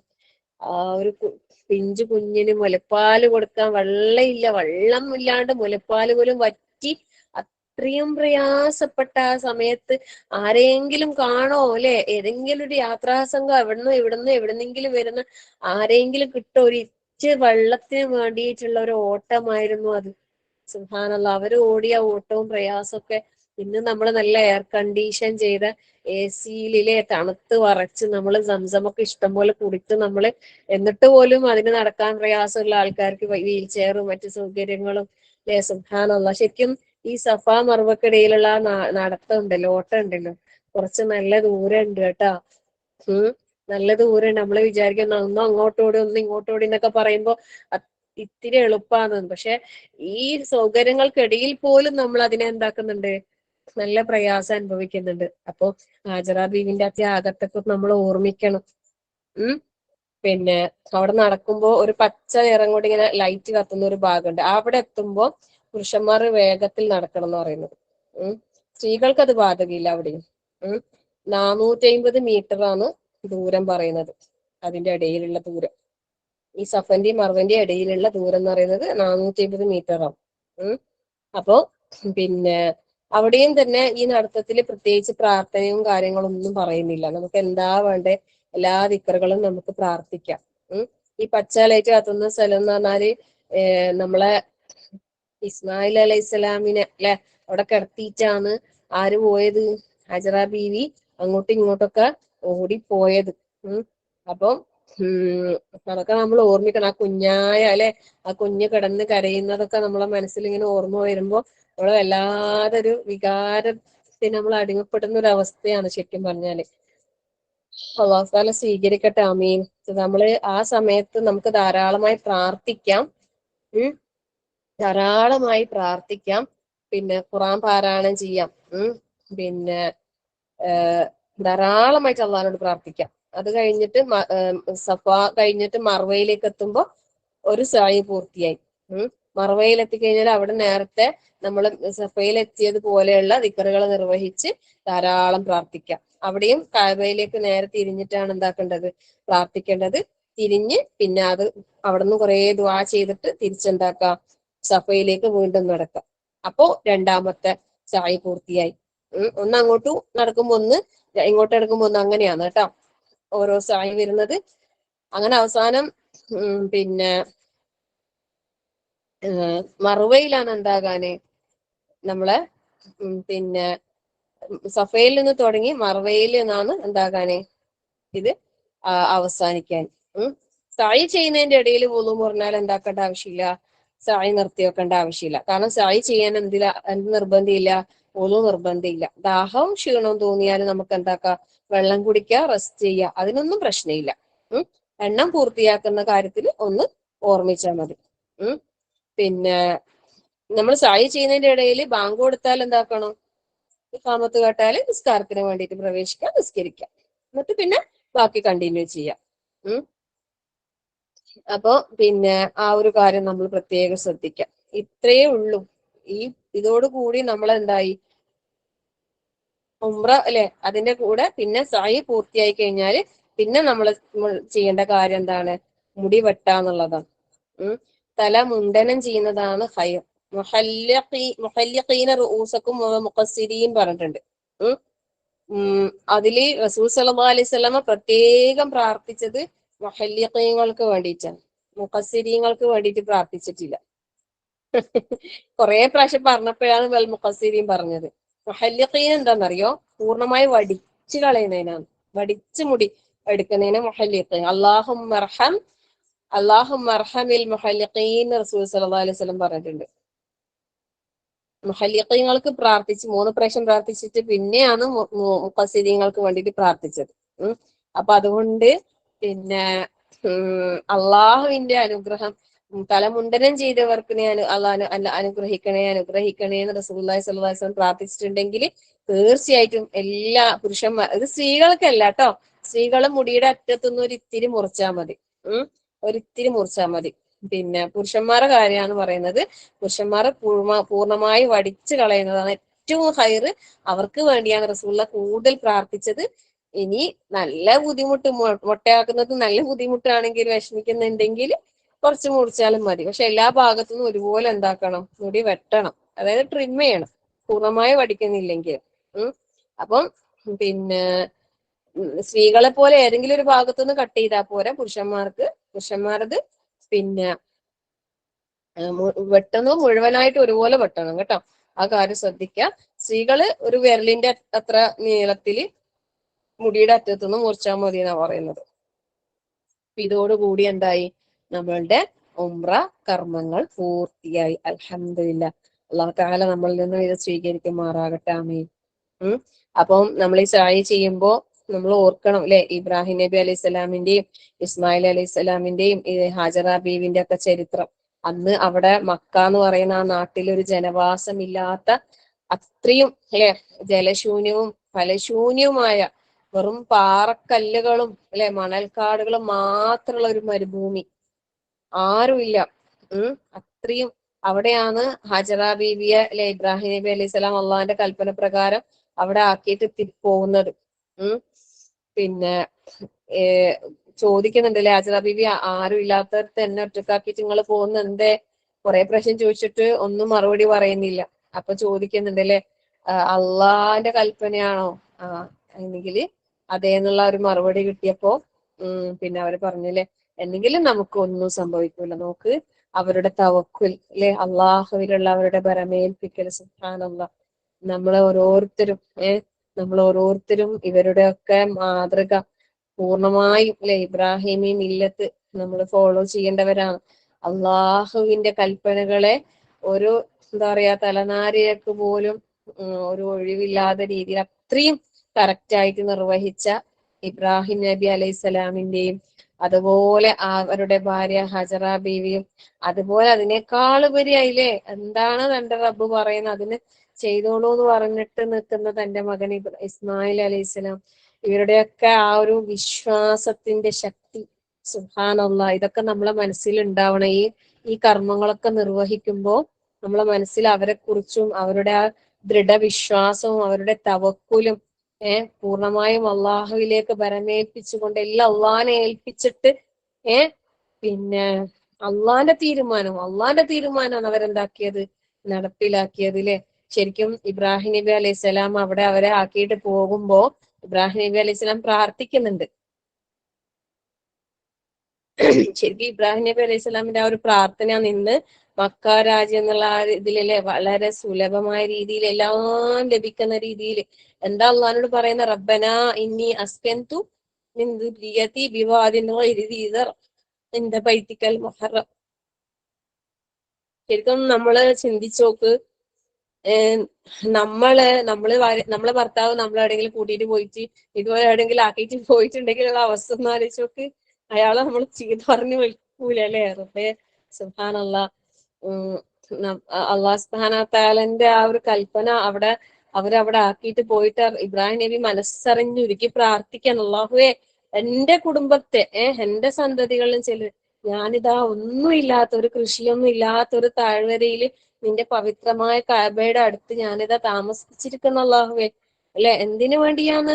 നമസ്കാരം മുറപ്രകാരം നിർവഹിക്കാൻ വേണ്ടിയാണ്.